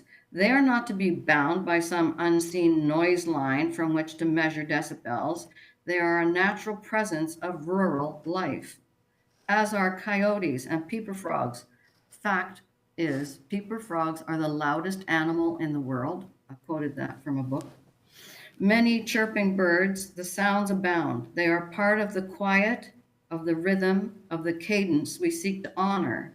We seek to honor this and protect and preserve this, and taking action to keep unwanted, vexatious noise out, which is man-made, not in step with the natural or cultural sounds, jarring electronic music, power tools, road vehicles, speeding and whining for the purpose of the pleasure of one, do not belong. In our urban areas, the natural sounds are those of people at rest, at play, enjoying sport, laughing, and joyful children in parks. Sounds of happy community living together, enjoying their surroundings together. These are well-being sounds. Unwanted noise is the human mechanized pollution emitted from devices like leaf blowers, lawnmowers, high-pitched and jarring amplified music that encroaches into others' space. Noise needs to be contained within the walls of the emitters. This is where the boundaries need to be placed, no matter what the source or reason for this noise.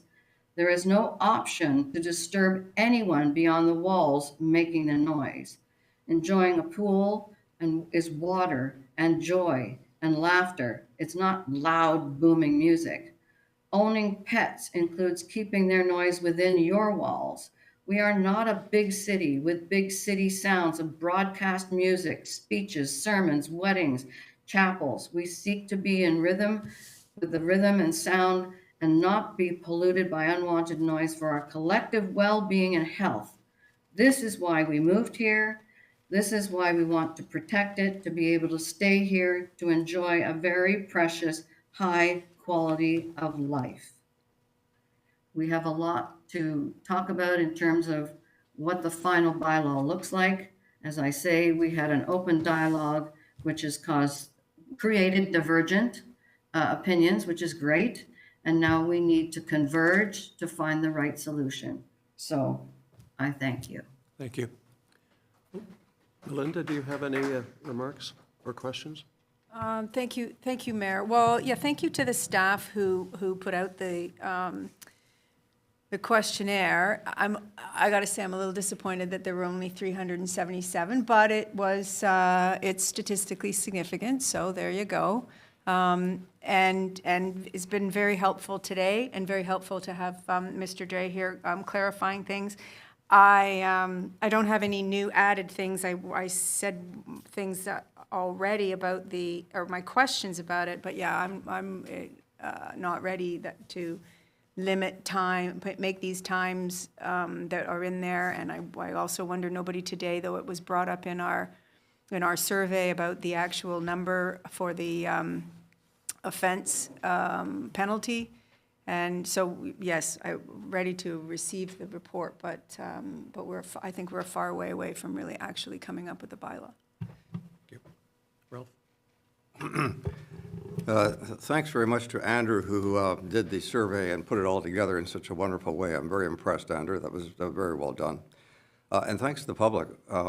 Really, your input is, I was really looking forward to this meeting, not because I was going to get stuck with difficult questions, but I was going to hear from you. And I'm very pleased that you all took the time to come out. And for all the people who made comments that made our survey 100-odd pages long, that was just great, because that sort of fills in. It's not statistically significant, but it fills in on the opinions of many, many people, and I appreciate them. I have a few comments about the direction of my thoughts, but they're not finalized. I'm quite prepared to consider the new definition of noise and not go with decibels, primarily because Paul is convincing me that it's not possible to go to court and be successful with the decibels, at least for our size of a municipality. I'm happy with a farm exemption. I think that's very appropriate. On the fines, we have listed fines of $50,000 and $100,000. I think that's inflammatory. We should have the fines that are much, much smaller than that as a maximum, and probably we should have a minimum or some other way so that people don't interpret them as if $50,000 is going to be the fine. That's the way at least one person interpreted it in the comment section. I don't think that delivery has ever been a complaint here in the town. Are you aware of it? So why put it in? I think it's just an unnecessary addition. So I look forward to this going ahead. I think it's a two-step process from here. We have another reading, and then we'll finally make a decision on it. So I like the time. I like the opportunity to listen to people and get their input. Thank you. Yeah, well, very quickly, I certainly appreciate the effort Andrew put into doing the survey and the report he gave us, and I appreciate all the comments I heard today, particularly Doug Kaiser's comment about it made me realize something that I hadn't realized before about what our bylaw says. But I'll just close with this final thought. In reading all the comments on the noise bylaw and listening to some of the people today, you know, some aspects of it may appear pretty draconian, but some people made this point in their comments, and they're quite right. Our bylaws are complaint-driven. If you have a neighbor and you want to do some construction on a Sunday, or you want to cut your lawn at, who would cut their lawn at 3 o'clock in the morning? The grass is too wet to cut. But I mean, my point is, the bylaw may appear pretty draconian, but you know, if you talk to your neighbors and you know your neighbors, hey, I got a load of shingles coming on Sunday and I want to have someone put the shingles on, you know, and your neighbor says, fine. Unless there's a complaint, there's no violation of the bylaw. So a lot of what appears quite draconian here isn't necessarily so. I just want people to keep that in mind. Thank you. Thank you, and I'd like to add to what others have said about the work of staff. Fred Simpson, Paul Dre is our prosecutor, and of course Andrew in terms of the survey and the collation of the results of the survey. It's really, really impressive work, and the members of the public who both participated in the survey and came out and spoke so eloquently today. I think we heard you, and we are going to have to do some more work on this.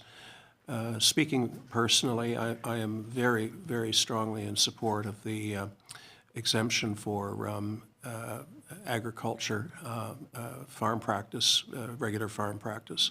I think that has to go in there because some people have interpreted the noise bylaw as some sort of roundabout way of banning farming in Mono. We're not doing that, please. We are not doing that.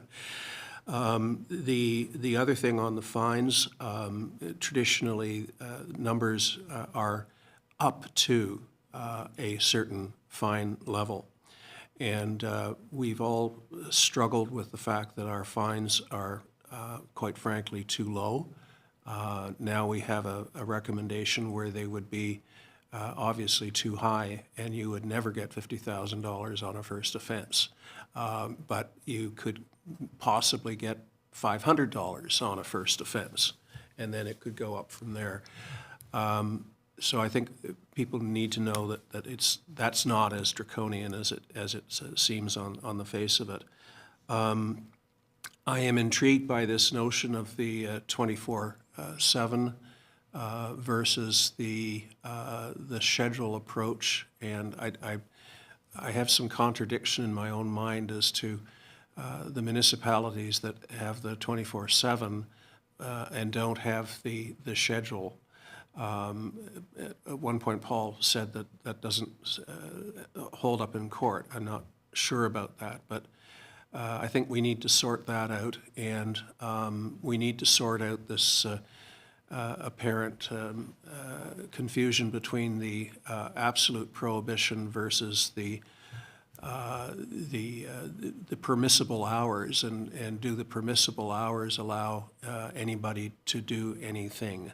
And if the answer is yes, then I think we have to review those hours very, very carefully, because it would effectively be green lighting activity at both the CVC and the Fair Board Event Center that currently are under the restrictions of a 5 p.m. cutoff.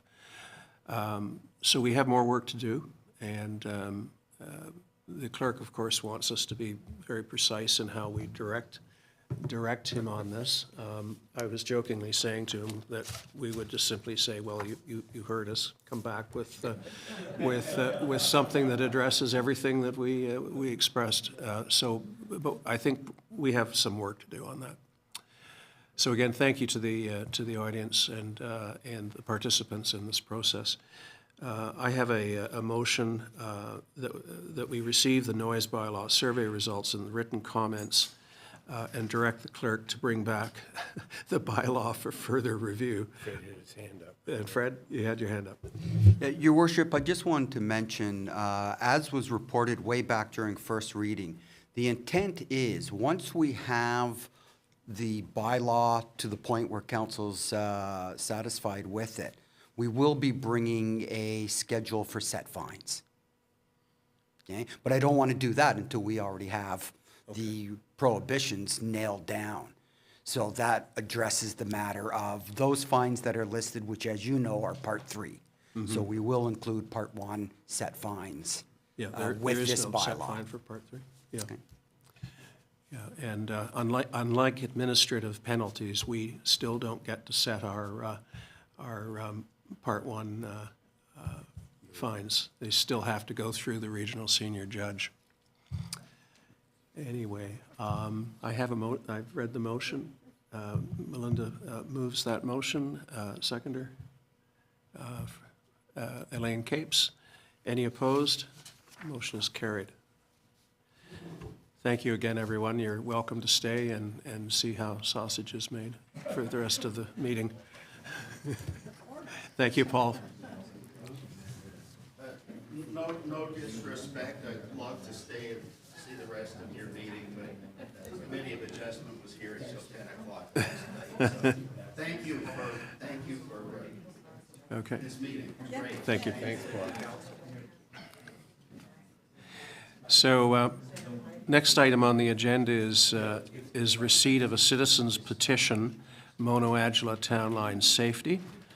And my compliments to those who organized this petition. I think we have a lot to consider from within it. It does not, I believe, call for the paving of the Mono-Adjala town line, but it's anticipates us putting a lot of attention into things like maintenance and improvements to it. So thank you very much for that. Any questions or comments, Council? Yeah. Thank you, Mayor. Yeah, it's very interesting, and it's nice to see that there's some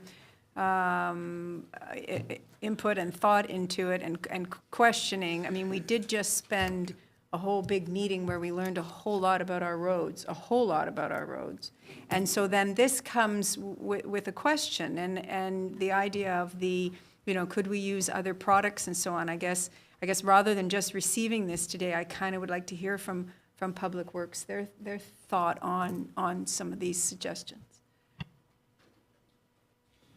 Thank you. Yeah, Public Works is constantly looking for new products for its roads. We recently, 5 years now, time flies, went to the limestone. We've had to tweak it here and there. Parts of the town line have received limestone. I think, like you mentioned in your letter, the key here is climate change. You're noticing it the last 15 years. Public Works is having to adjust to all 270 kilometers of road. Mono-Adjala town line, it's unique. It's like I said, it runs north-south, and we have to address these concerns from a town-wide approach. And I think initially we've been focusing on product, limestone, and improving the drainage of the overall road, knocking shoulders down. As you know, gravel roads tend to creep out over time, and we're trying to keep those off, keep the water off the road to improve drainage and as well as ditching. But yeah, we're always looking for measures, new products. We have looked into different bioproducts with companies over the years, and still attend different seminars to hear about these products and see if they work. We haven't really gone as far as trying them out on the roads yet. But yeah, I think initially we were trying to get the drainage off and get the water off the roads and avoid that saturation that we get. Follow up to that.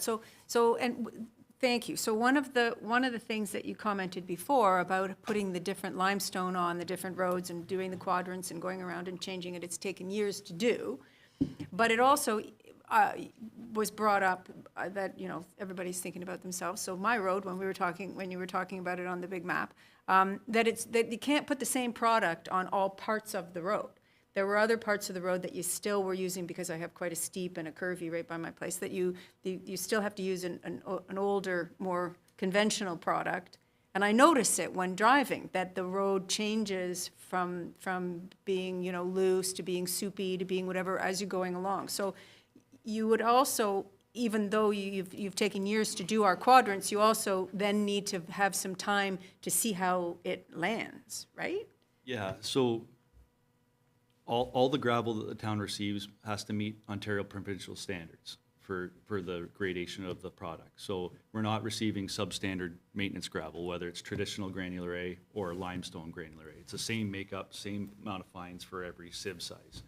So we test it before it leaves the plant with a geotechnical engineer.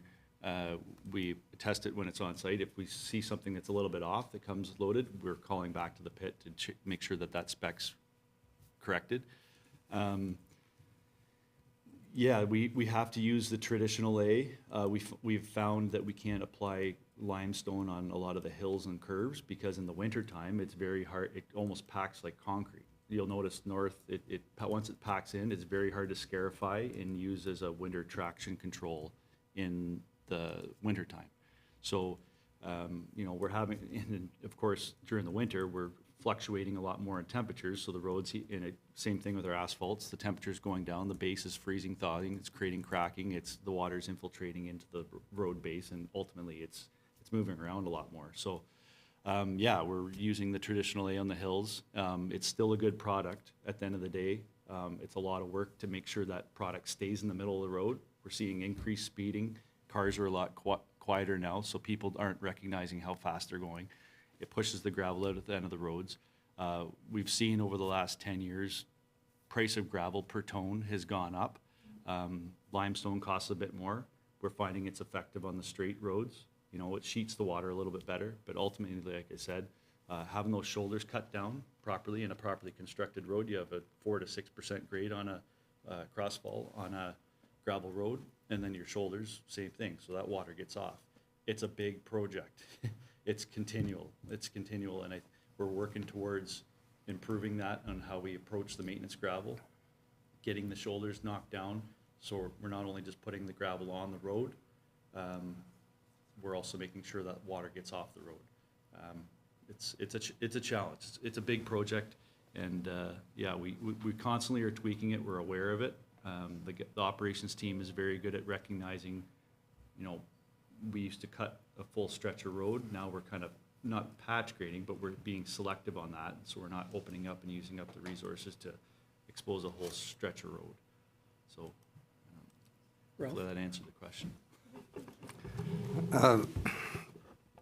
I've had a property on the 7th line for 41 years, and it's a gravel road, so I watched the evolution of the gravel road.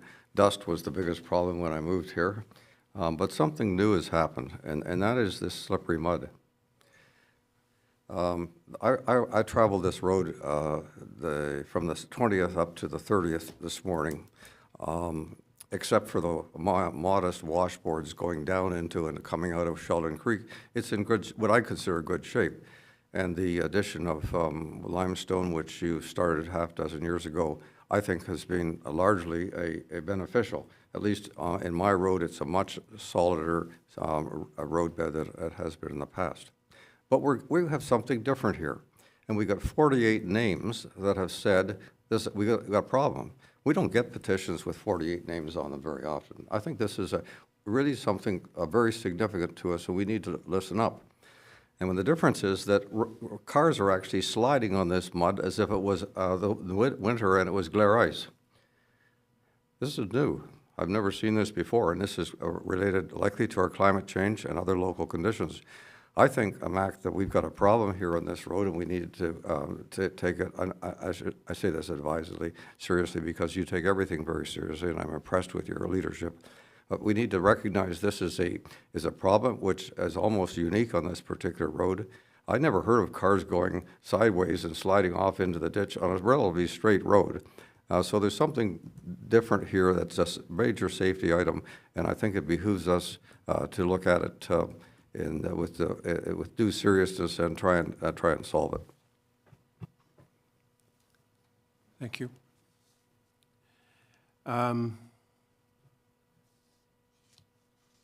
So I have a motion that we receive the petition regarding. Oh, sorry, Elaine, yes, go ahead. Thank you very much for recognizing me. I appreciate your comments, Ralph, and I very much appreciate that the citizens have done a very good job of coming together and expressing their concerns. And I very much appreciate that. I can tell you that there are some other roads that do this. If you want to drive the 30th where I live from the Mono-Adjala town line over to Airport Road, you can slide on the mud all you like. And it's just, there's some bad spots on it, and there's underground springs, and it just comes up and it creates this nightmare of, you know, the calcium that we put on the sand, and then it turns into ice, and then the mud just turns into slurry, and then it turns into skating board. But that's only a tiny little nuisance.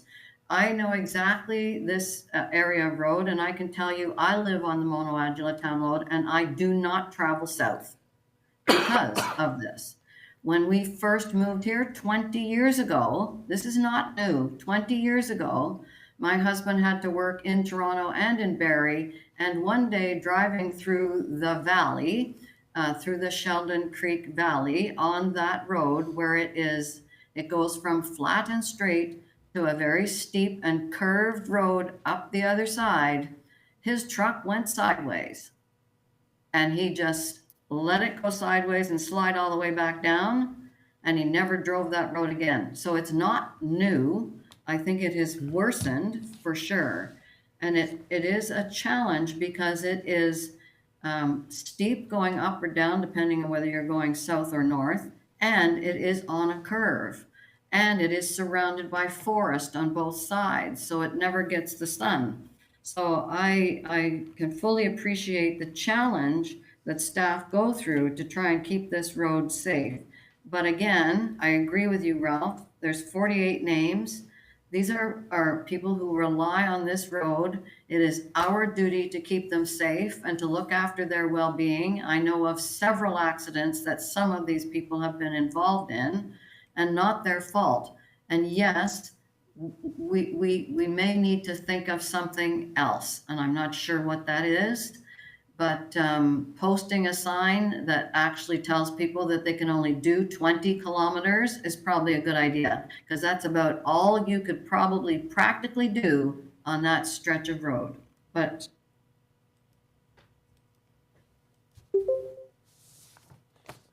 Thank you. Yeah. I'd just like to point out that after discussing this with Sharon Evans, that the problem where people are going off the road is not the Sheldon Creek area, but it's where it's relatively flat further to the north. And so we have a problem with slippery roads that were getting worse and worse, that people cannot maneuver and cannot navigate in properly.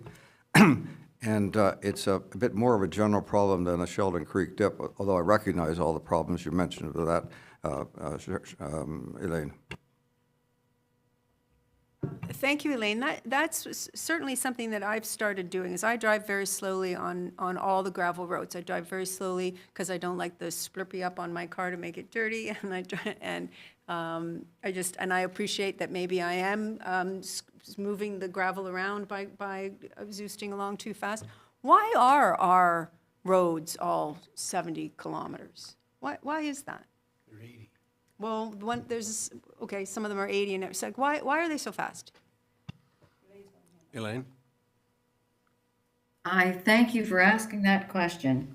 In my last term of council, a number of people came to me who were new to the area and said, why are people traveling at 80 kilometers on the gravel roads? And I said, because that's the speed limit. And they went, what? I thought the speed limit was 60. And I said, no, the speed limit is 80, and it's not, from what I understand, it is a provincial standard.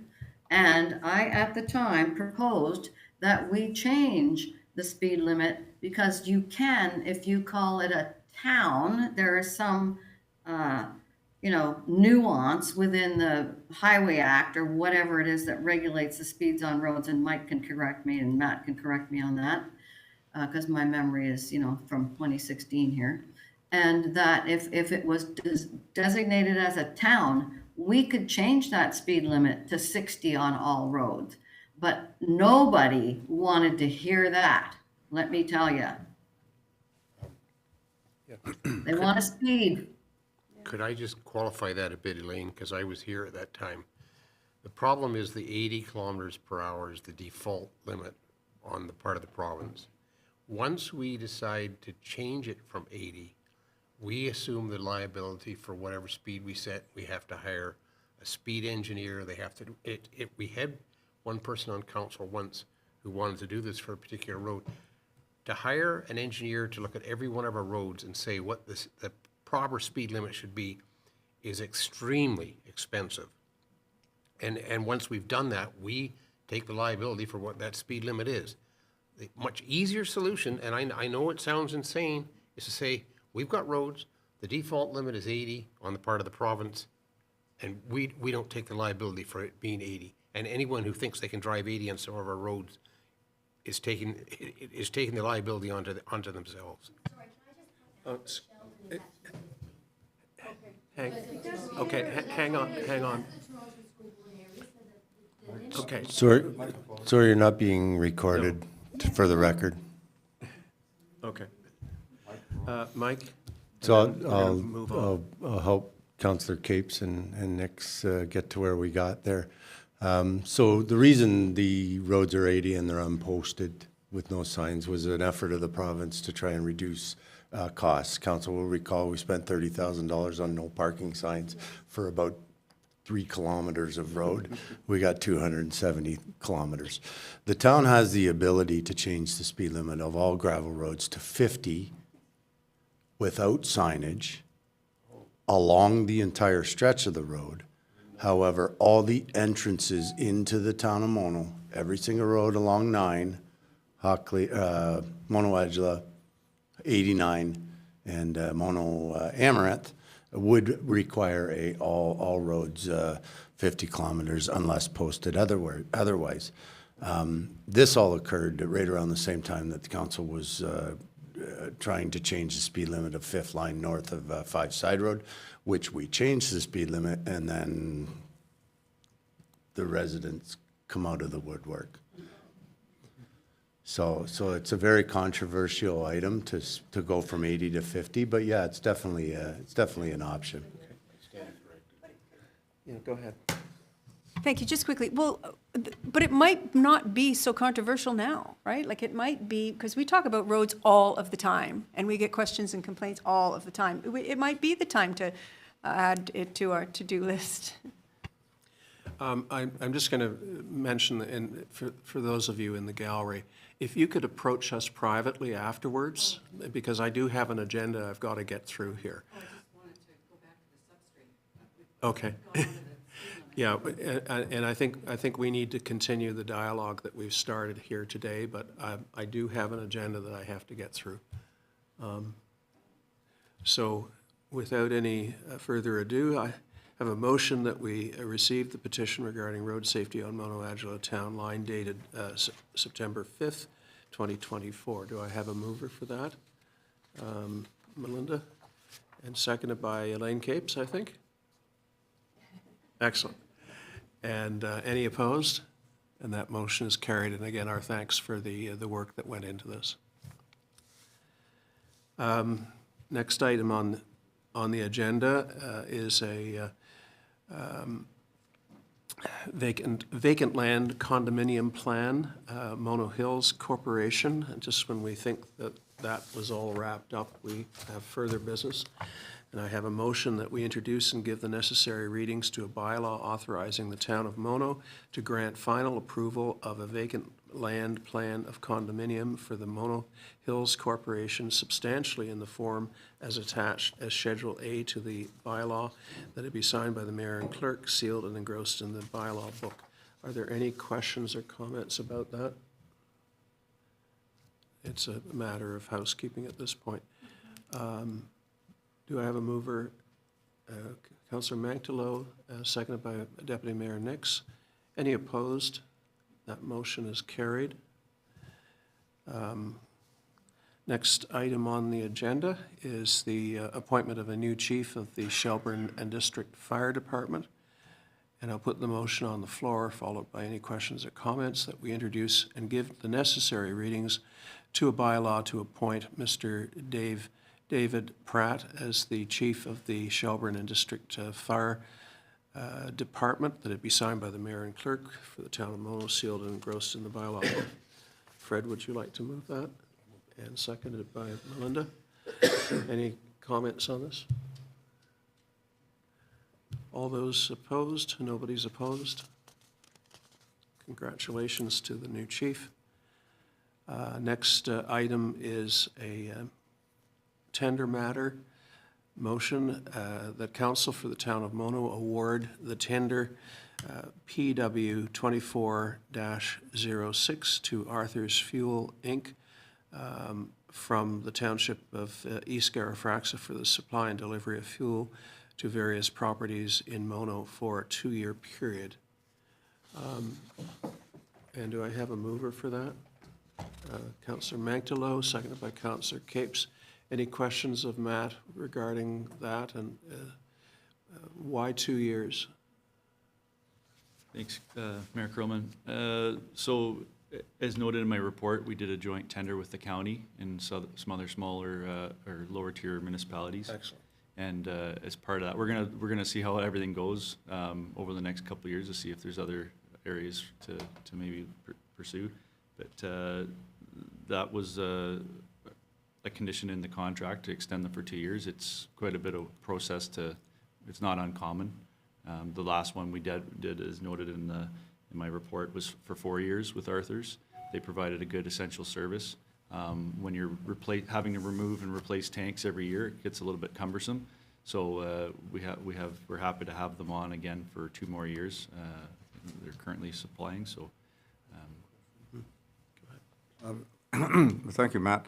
Was the fact that we were doing this as a with the county, was that the factor that made it necessary to be 2 years? No, our last tender was 4. Right. So it was reduced to 2 with the county, that they felt that was appropriate. We provided our contract or tender that we issued in 2019, and that was the number that they came to, and everybody was comfortable with, all the other lower tiers. Okay, so it was a part of the joint bargaining process that was two years. Okay. Arthur's is a good company. They've been around here for a long time. I'm quite happy with that. Okay. Any opposed to the motion? The motion is carried. Next item on the agenda is the Dufferin County Multi-Jurisdictional Fire Prevention Protection Modernization Plan. And Fred? Yeah, I have a few things to say, and they're basically similar to what I said at the county level when this report was introduced. I think it's a great report, nice graphics, nice pictures. The problem is most of what the report tells us is information we already knew, and some of the facts he's got in the report are wrong. The fatal flaw of the report is that when he gets down to recommendations, he gives us 4 options, but he doesn't cost them. He doesn't tell us what the cost of these options would be. He hints that under one of the options there'd be economies of scale. But what he doesn't say is, never mind. My worry is that under the preferred option, which is a single fire service for the county, there would be a great increase in costs. It's a guess on my part. I don't have facts or figures.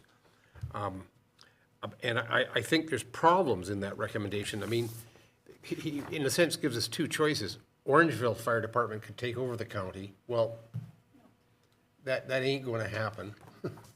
The second is the county could take over fire service. Well, first of all, Orangeville wouldn't give up their fire department, I guarantee you that. And secondly, I don't think the county has either the desire or the capacity to start running a fire department for the rest of the county.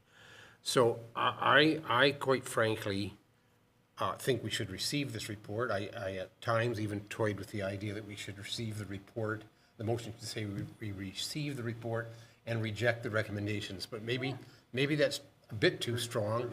The politer motion would be we receive the report. I am open to further discussions. There's 2 options I think we as a municipality could consider. Our former CAO used to suggest that Keith McNenly used to suggest that the best option would be for Shelburne to take over the fire department, and then it would be like our service with Orangeville. We would buy the service from the Shelburne Fire Department.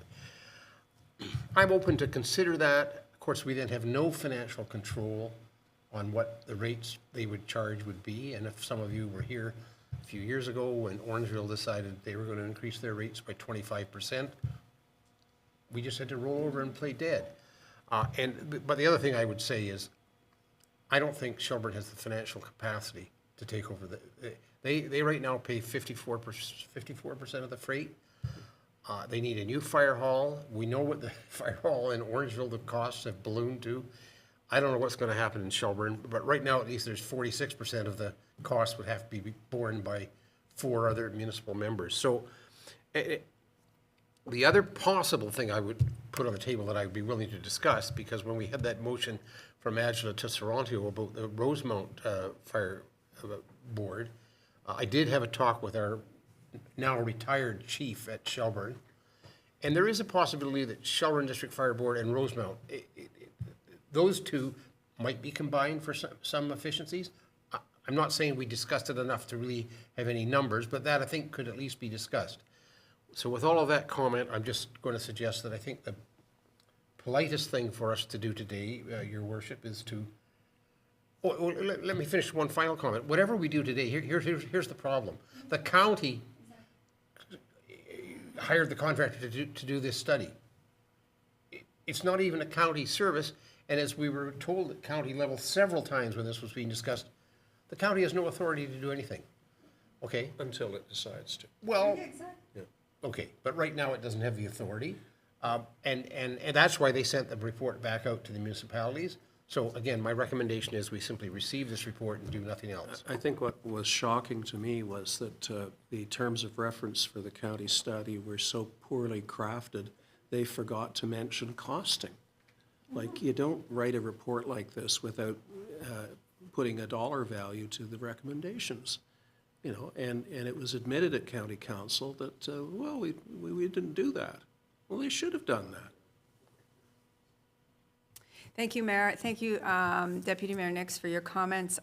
Being polite is tricky for me in this setting, being that I sit on 2 fire boards and have, you know, why is the county even doing this? It was a waste of money. We hear from our residents talking about, you know, provincial taxes going to different things and so on. This is our local money. Everybody went to a study that was poorly done, but I can't say it's a good report. I mean, you commented the graphics were okay, but I don't even think they're any good.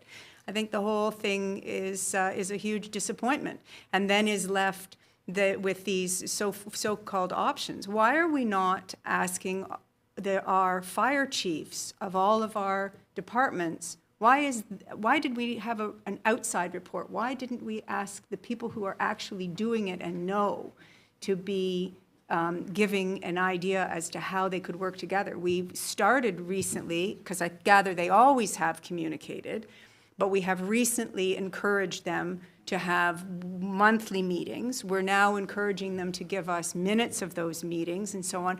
It's clearly moving in the right direction of cooperation of all of them, the fire services around and with the mutual aid of the ones in counties around us and so on. We're moving someplace. Why this was done, I think, is a complete waste and extremely, very disappointed. But yeah, I'll receive it, but I don't know about being polite about it. If I could, I can tell you why it was done. We had a service delivery study done at the county, and it looked at everything the county, all the services the county provides, and said they're good, bad, or whatever. And guess what they added? Fire service, which isn't even a county service. I mean, they didn't add policing because the county isn't responsible for policing, but for some reason they added fire service, and the report came back that people were unhappy with fire service.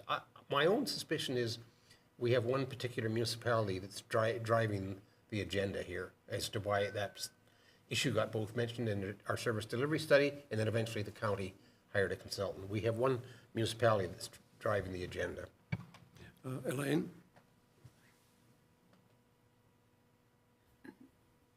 Thank you.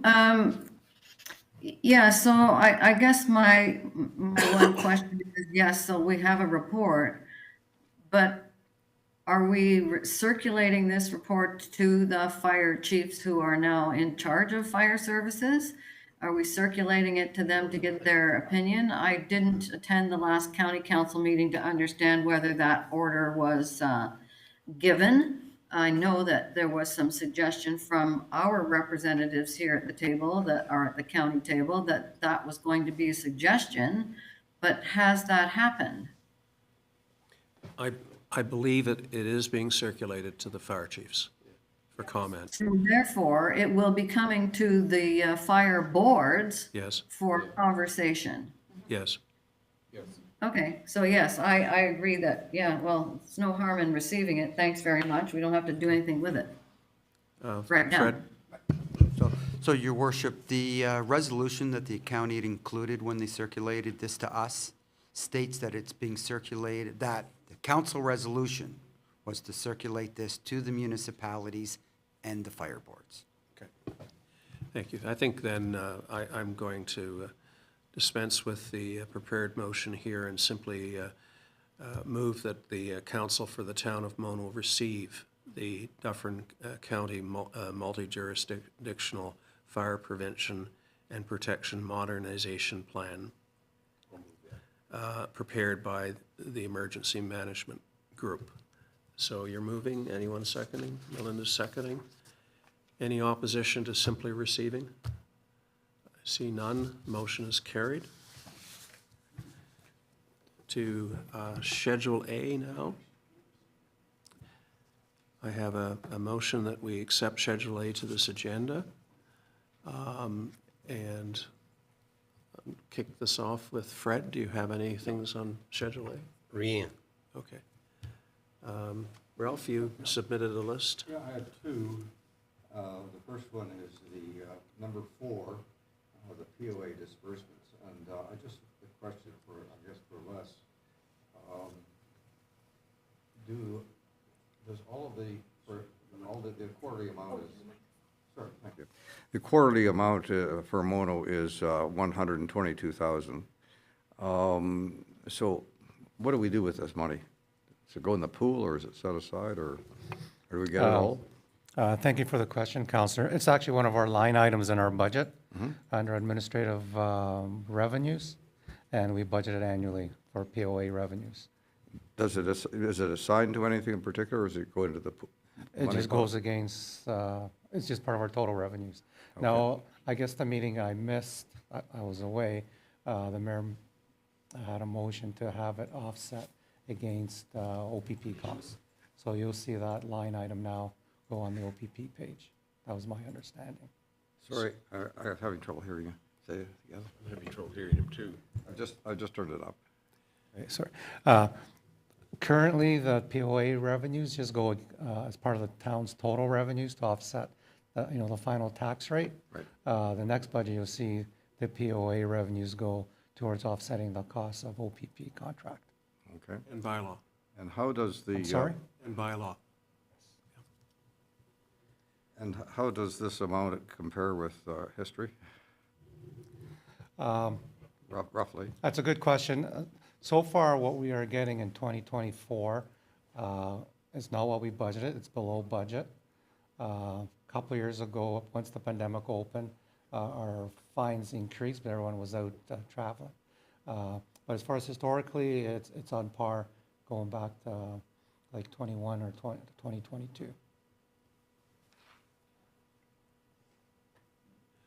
So the intent of my motion was to sequester the POA revenue and potentially other revenue from, say, automated speed enforcement or red light camera, so that there's a direct line between those monies and offsetting policing and bylaw, so that people can no longer say, oh, it's all just a cash grab and stuff like that. It's not going into the general revenue. It's being spent specifically on that. I would say that's a very good way of doing things, because as council knows, currently we are paying for an additional officer for traffic enforcement, and there is a direct relationship when we have that officer. That, like, we are one of the top POA fines in Dufferin compared to other municipalities. So that contract addition is paying for itself. That's right. Yes.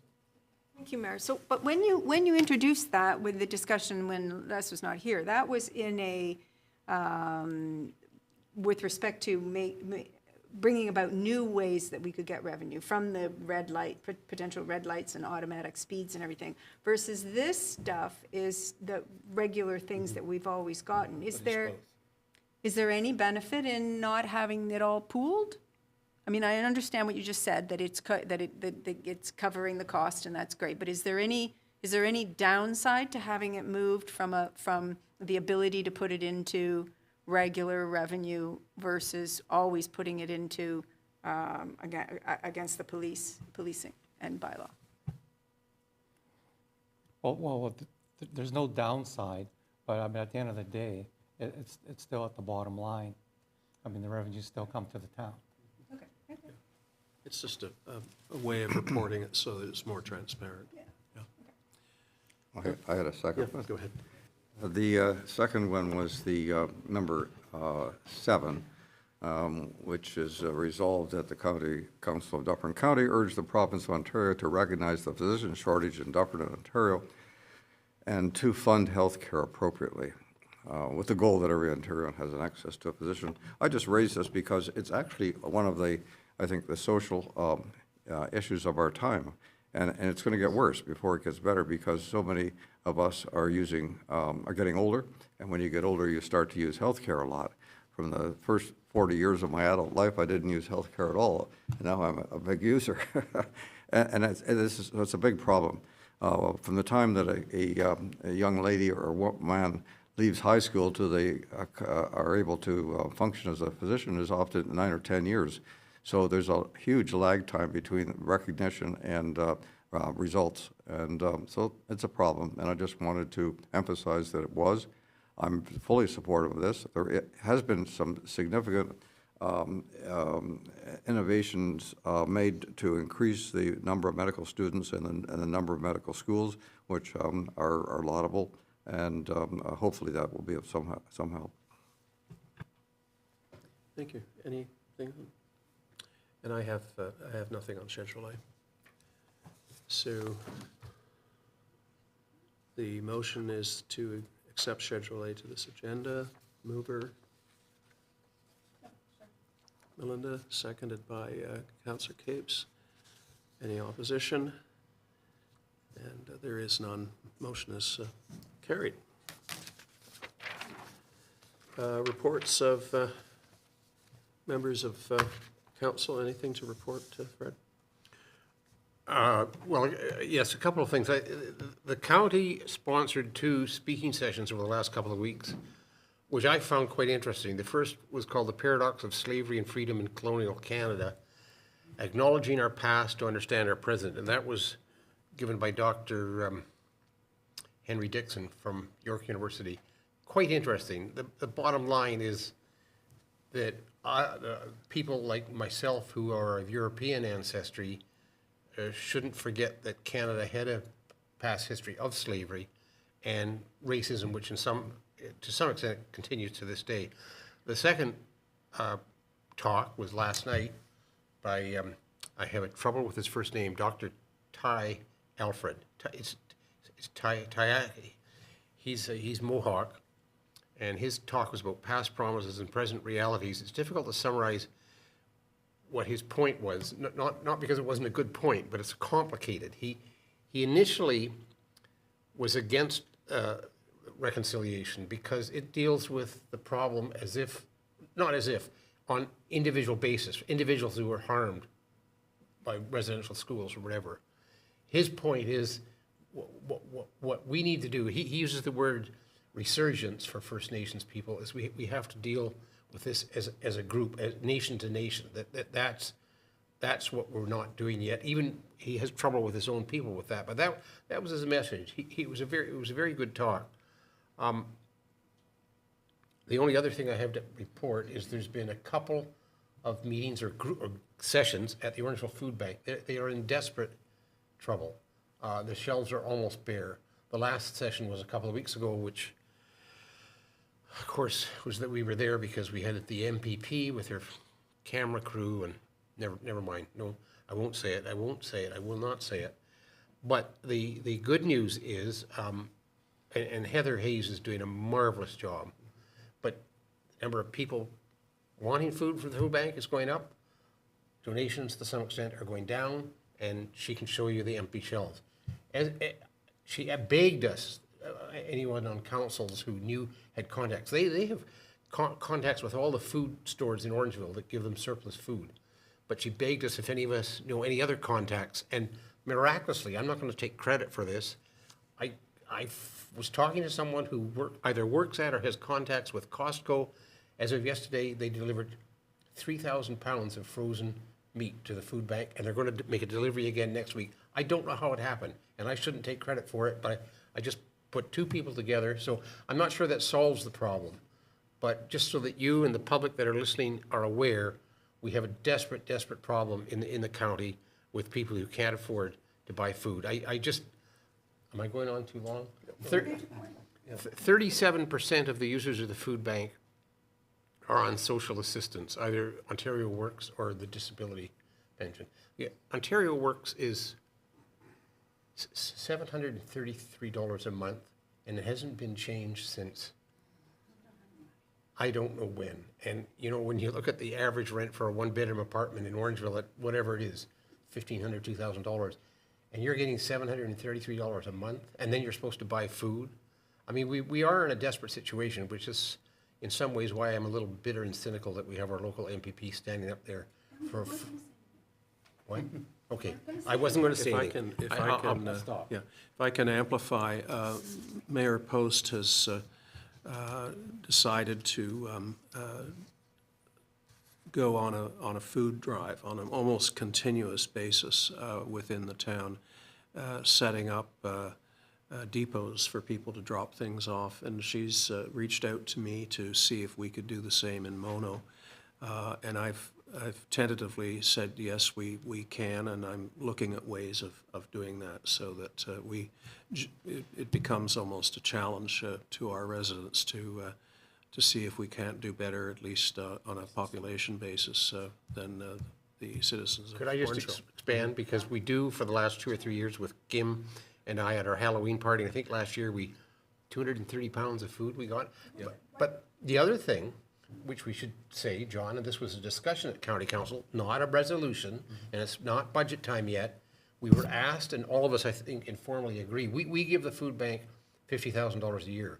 Orangeville also gives the food bank some money every year, I believe. And we informally agreed with Heather Hayes, we're going to next year increase it to $70,000 a year to the food bank. Thank you. Kim and then Fred.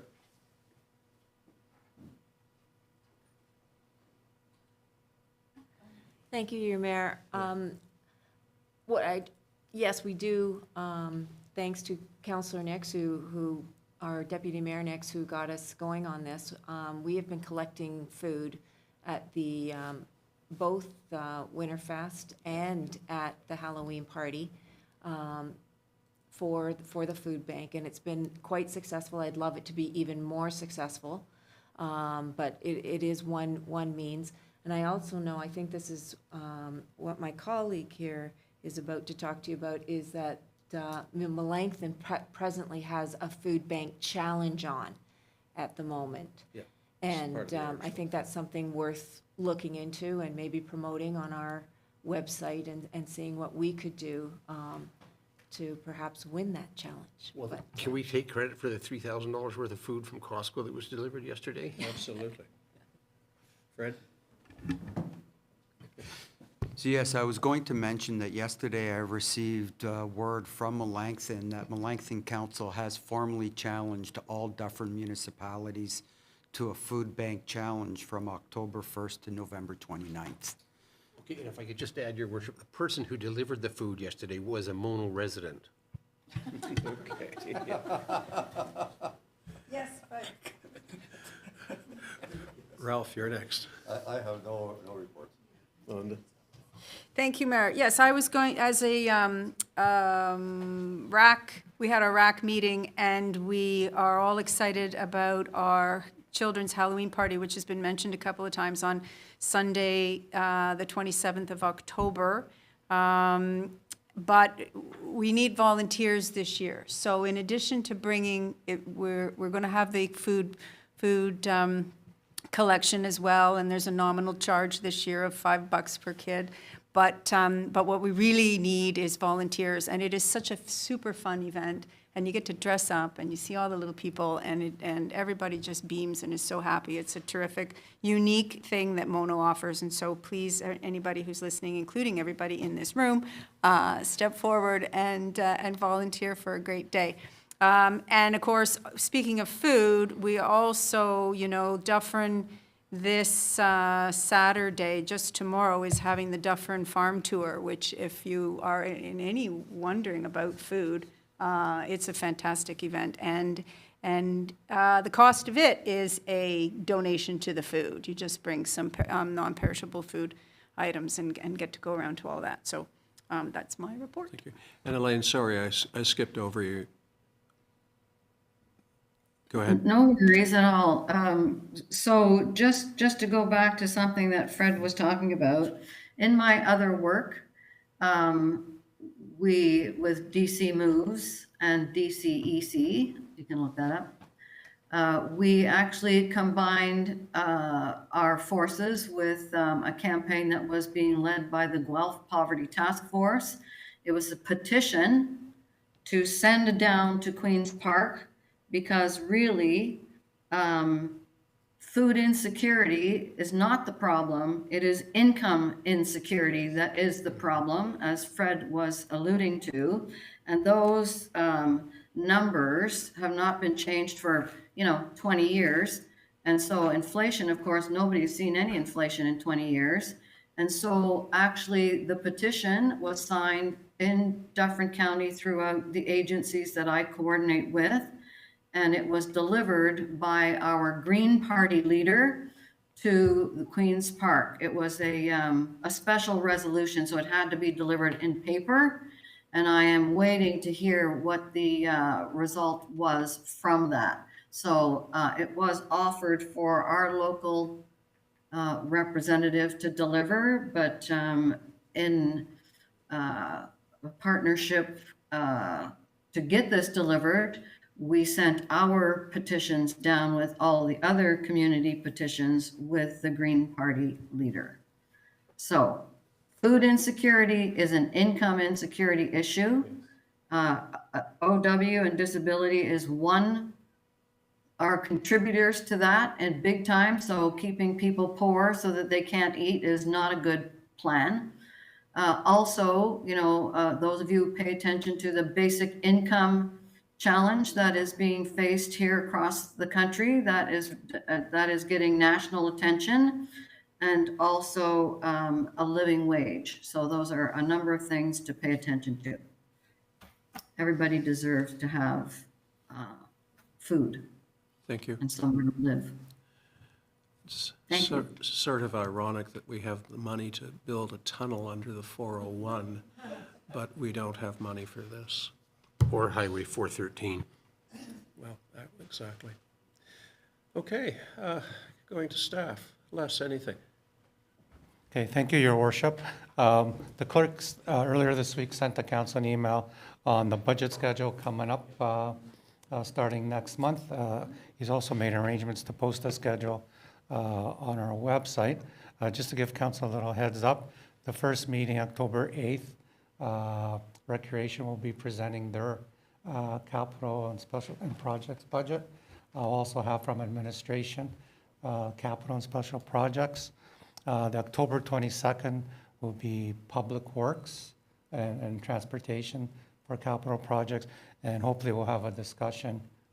That's normally the meeting on the deputy mayor and I get together on CPI, the cost of living, and then the very first draft will go to council at the first meeting in November, and then hopefully we'll move along from there. Which is the 12th. Les, have you told the Director of Public Works that he should be very, very nervous about the extra $600,000? He knows. Okay. Matt, over to you. Thanks, Mayor Crowman. Nothing to report for me. Kim?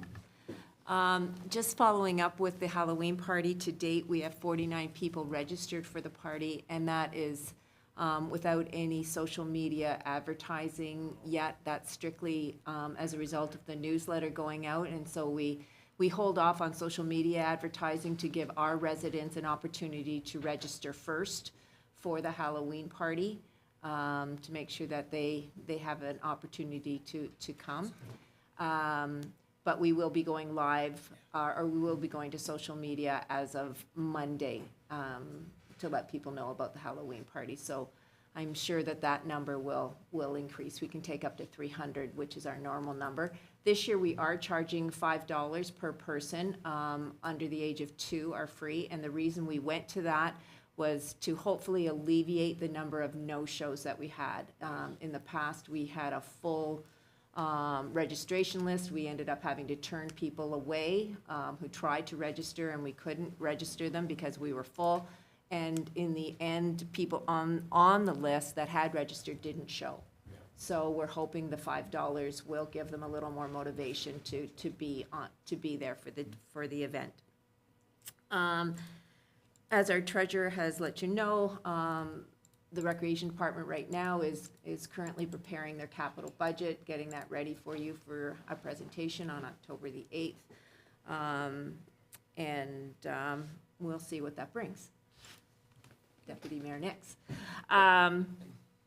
We also are, at this moment, advertising for weekend cleaning staff at the halls. We have had our weekend cleaner resign, and appreciate her dedication to Mono thus far, but we are looking for her replacement. So just letting you know that that's out there.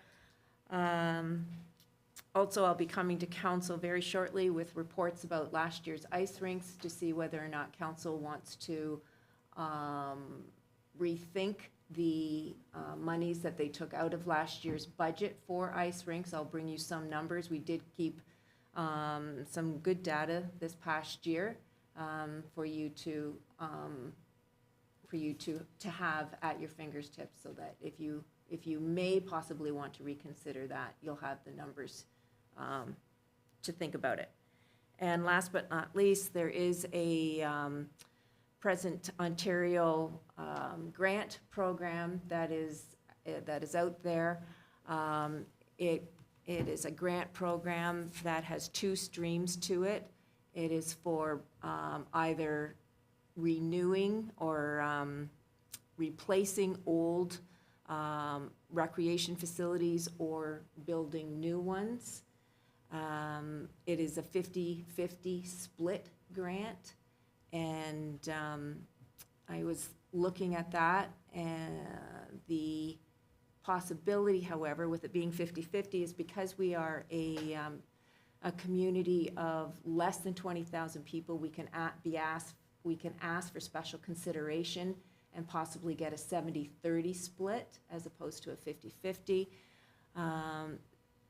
My thoughts on this one is to look at our playgrounds, which are in desperate need. We're getting very, very close to the end of their life, and as council knows, because I've been bringing that to your attention at every budget.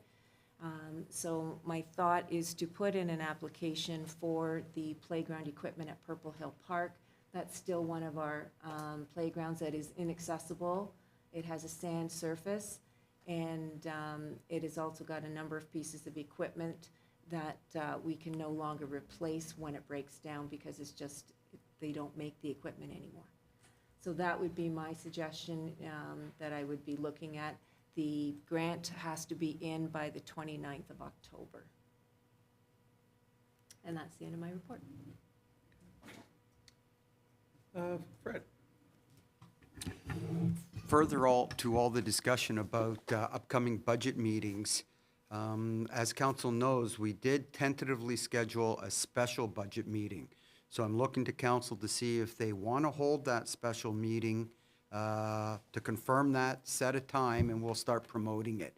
So if council's at a position to make a decision today that to have a special meeting on Tuesday, November 19th, so that falls between the two regular meetings of the 12th and the 26th. And council may want to hold that special meeting at night, or they may not. But if council's in a position to decide that, then we can start promoting it now, so people know. Fred, and then Rob? It's difficult to answer the clerk's question because we don't know how reasonable the capital budgets are going to be for the various departments. You do so. Well, I can guarantee they'll be reasonable, I'm just not sure council's going to accept them. This would be a public meeting?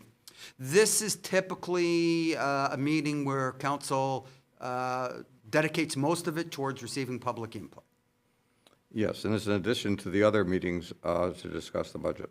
Correct. Yeah. I suspect we're going to need it. Yeah, I think so. Yeah. It's in my Let's calendar assume. already. Just that night thing, though. We don't think well enough. No, exactly. But I think we may have some blowback from people if we don't do it at night. No, So schedule it. So we'll schedule I'll it keep and, everybody to 3 minutes. 9, oh, sorry, your worship. Good luck. Oh, Elaine. Oh, Elaine, sorry. Elaine? Oh, thank you very much for noticing my waving hand. I really like the idea of hosting a special budget meeting. I just want to ask the question about whether we consider doing this on a Saturday versus on another Tuesday night, because when we host things on Tuesday evenings, sometimes that is not as inclusive as it could be. It might be challenging for people. And maybe a Saturday would be a nice time to do this. I just throw that out there for thoughts. Well, it's worth thinking about. I don't know. Because it's business. Business happens Monday to Friday. I mean, we have 2 Tuesday meetings where the budget's gonna be, or more than that, considered. But, you know, for people who, you know, people have time schedules, we all have time schedules. But maybe it would be, like, we have a lot of success with our town hall meetings by having them on a weekend day, on a Saturday. And, you know, I'm just thinking perhaps like a Saturday would be a different alternative. Thank you. Yeah, I think, I understand where you're coming from, Elaine, but this is kind of business, and by virtue of the fact that we would change it to an evening, would give you 3 weeks in a row to be able to sort of, and we're telling you now in September, give you 3 weeks in a row to schedule, because Saturdays are tricky, and I wonder whether our town hall, you know, the topic, whether it was because of the topic and the OPP being there and so on, that there was such a great, because often we've had Saturday things and be surprised why people aren't. And then it's kind of like, well, everybody's got soccer practice and this and that and the other thing, right? I mean, there's always people who can't come to meetings. So I would vote for changing it to the evening, but sticking with the Tuesday because it's a business matter. Elaine, just for clarification, did you feel that it was, people were more likely to be able to free up a Saturday morning than a Tuesday evening? Is that your thought? Yes, it is. Like, so, you know, it's a tiring subject. Numbers and budgets are, you know, exhausting. And to host another day meeting, I don't think is the, you know, best option. To hold it on a Tuesday night, perhaps, again. And I know, I agree, Melinda, there's going to be challenges every time with somebody. You can't get everybody out on a specific day or time. But I just think changing it up so that it's on a Saturday as opposed to having it through the week might help people. I'm not sure. What's the consensus of council? I support Tuesday. I can go either. Tuesday? Tuesday, it sounds like Tuesday evening. Okay, Okay, sorry. thank you. About that. Fred, anything else? Well, first of all, so timing, 6 PM, 7 PM? What would council look like? Let's make it 6 PM. I think. Then we'll be out earlier. Is that a consensus, or do we need a resolution, Your Worship? So again, this becomes tricky, right? Because you got people who are working and they could they get here for 6 o'clock? You make it 7, then you know the meeting's going till 9 and we're all kind of droopy by 9 versus 6 would be by, like, it's tricky. But 7 is maybe safer. Okay, let's do 7. I spoke to- Okay, so Tuesday, November 19th, 7 PM, and we'll start promoting that. One other item, Your Worship. Did council formally accept the food bank challenge? I'm going to be trying to find a business, a couple of businesses that can sort of help us as, in terms of accepting donations, having a bin or something of that nature. I haven't been able to set that up yet, but I think we should accept it. So does council want to do something that we can put out there along the lines of that council for the town of Mono accepts the food bank challenge offered by the township of Melanchthon and is confident that they will be, over the top successful? Absolutely. What are the parameters of it again? I just laid them out. No, I mean the dates. Oh, it is October 1st to November 29th. 2 months. How's this gonna run? I mean, that's a long period of time. Kim will work with us. We'll definitely get a box at the front door, and we'll definitely promote our committees to bring in perishable goods, non-perishable goods, Okay, and the when they three- have meetings, and we'll work with a public outreach similar to what Melanchthon's page has. That's through Andrew. There's so. $3,000 worth of meat delivered yesterday. We're going to backdate. Well, that's not October 1st, though. We're going to backdate it. So the next council meeting, hopefully council can bring in a non-perishable good. Yes. And we'll continue to have our box at the front door, and Kim and I will work with Andrew on that. Oh, clarification, so this is again by weight? You're heavy. Details will follow. I don't have those answers, I'm sorry, at this point. Go ahead, Kim. I'm sorry, Councillor Capes is. Oh, Councillor Capes, sorry. Thank you so much. I would like to caution us that we check with Heather to find out what she needs, because she did make a passionate statement at the county council meeting about they got way too much this, that, and the other thing. Yeah. So I think, if we could appeal to our farmers for fresh produce, if we could appeal to our restaurants for food that's already made that can go in her machines that are in the library and other places where people can get food. Like, I think we should check with Heather about what it is they really need and actually specify it, because getting stuff that they don't need is not, doesn't make Heather happy. No zucchinis, no more zucchinis. And if it's gonna be fresh food, Mike is gonna be doing an awful lot of day trips down to the food market. Kim? Well, I'm just saying, we should probably get some feedback, input from Heather about, is there something specific she wants us to ask for, a thought? I can ask Heather. One thing that we're doing at the Halloween party this year, as the result of a request by a couple of residents who attended last year, sometimes we have people come who don't realize that we are accepting food bank donations, and they've asked us if they can give us a monetary donation to go towards the food bank. Would that be something? Is that part of this challenge, Fred? Are we able to ask for monetary donations? I think anything we can do operationally to increase the amount of food and donations to the food bank are perfect. So, Your Worship, did you want to move that and the deputy mayor second it and have a recorded vote? We don't need a recorded vote. Just a judge, it was just a I'll suggestion be to get happy to everyone's move name it on it. and I'll second it. Seconded. Any opposed? That motion is carried. Okay, Mike, anything? Thanks, Your Worship. Councillor Capes, if you could copy me on that email with Heather Hayes would be great. Just so council is aware, and back in December, session 24-23, council approved the tender for the replacement of the high lift pumps at the Cardinal Woods drinking water station system, and we've been delaying that works until we're outside of the demand season, which will be really see a drop in water usage around following Thanksgiving.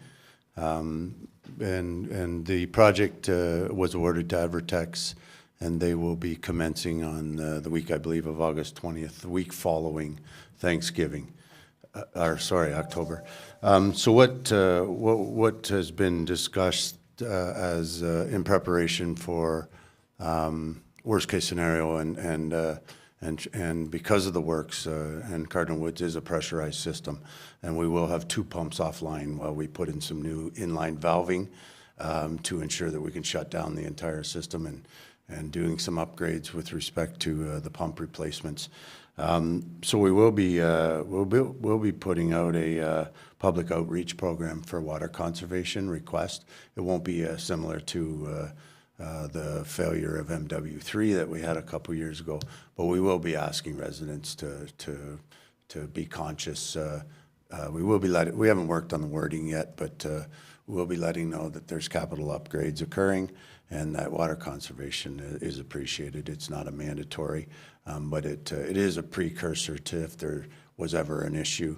There will be 2 nights when we're down to 1 pump while we do the inline works, and there will be a very serious issue should something occur. But we've gone through this. We've gone through the backup plans and prepared for that. But there is 2 nights that the system will be at down to its last pump. So council will see that in the following.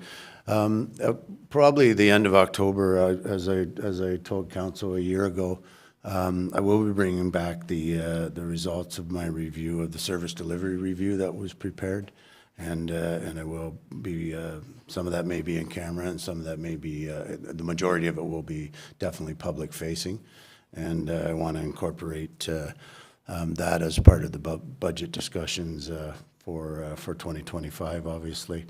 I will be looking forward to the fire service boards and the county reps' response on the EMG plan for fire services. While it was not initiated by the town of Mono, it was initiated at the county level. There definitely is some stuff in here that I see back to your worship's talk about joint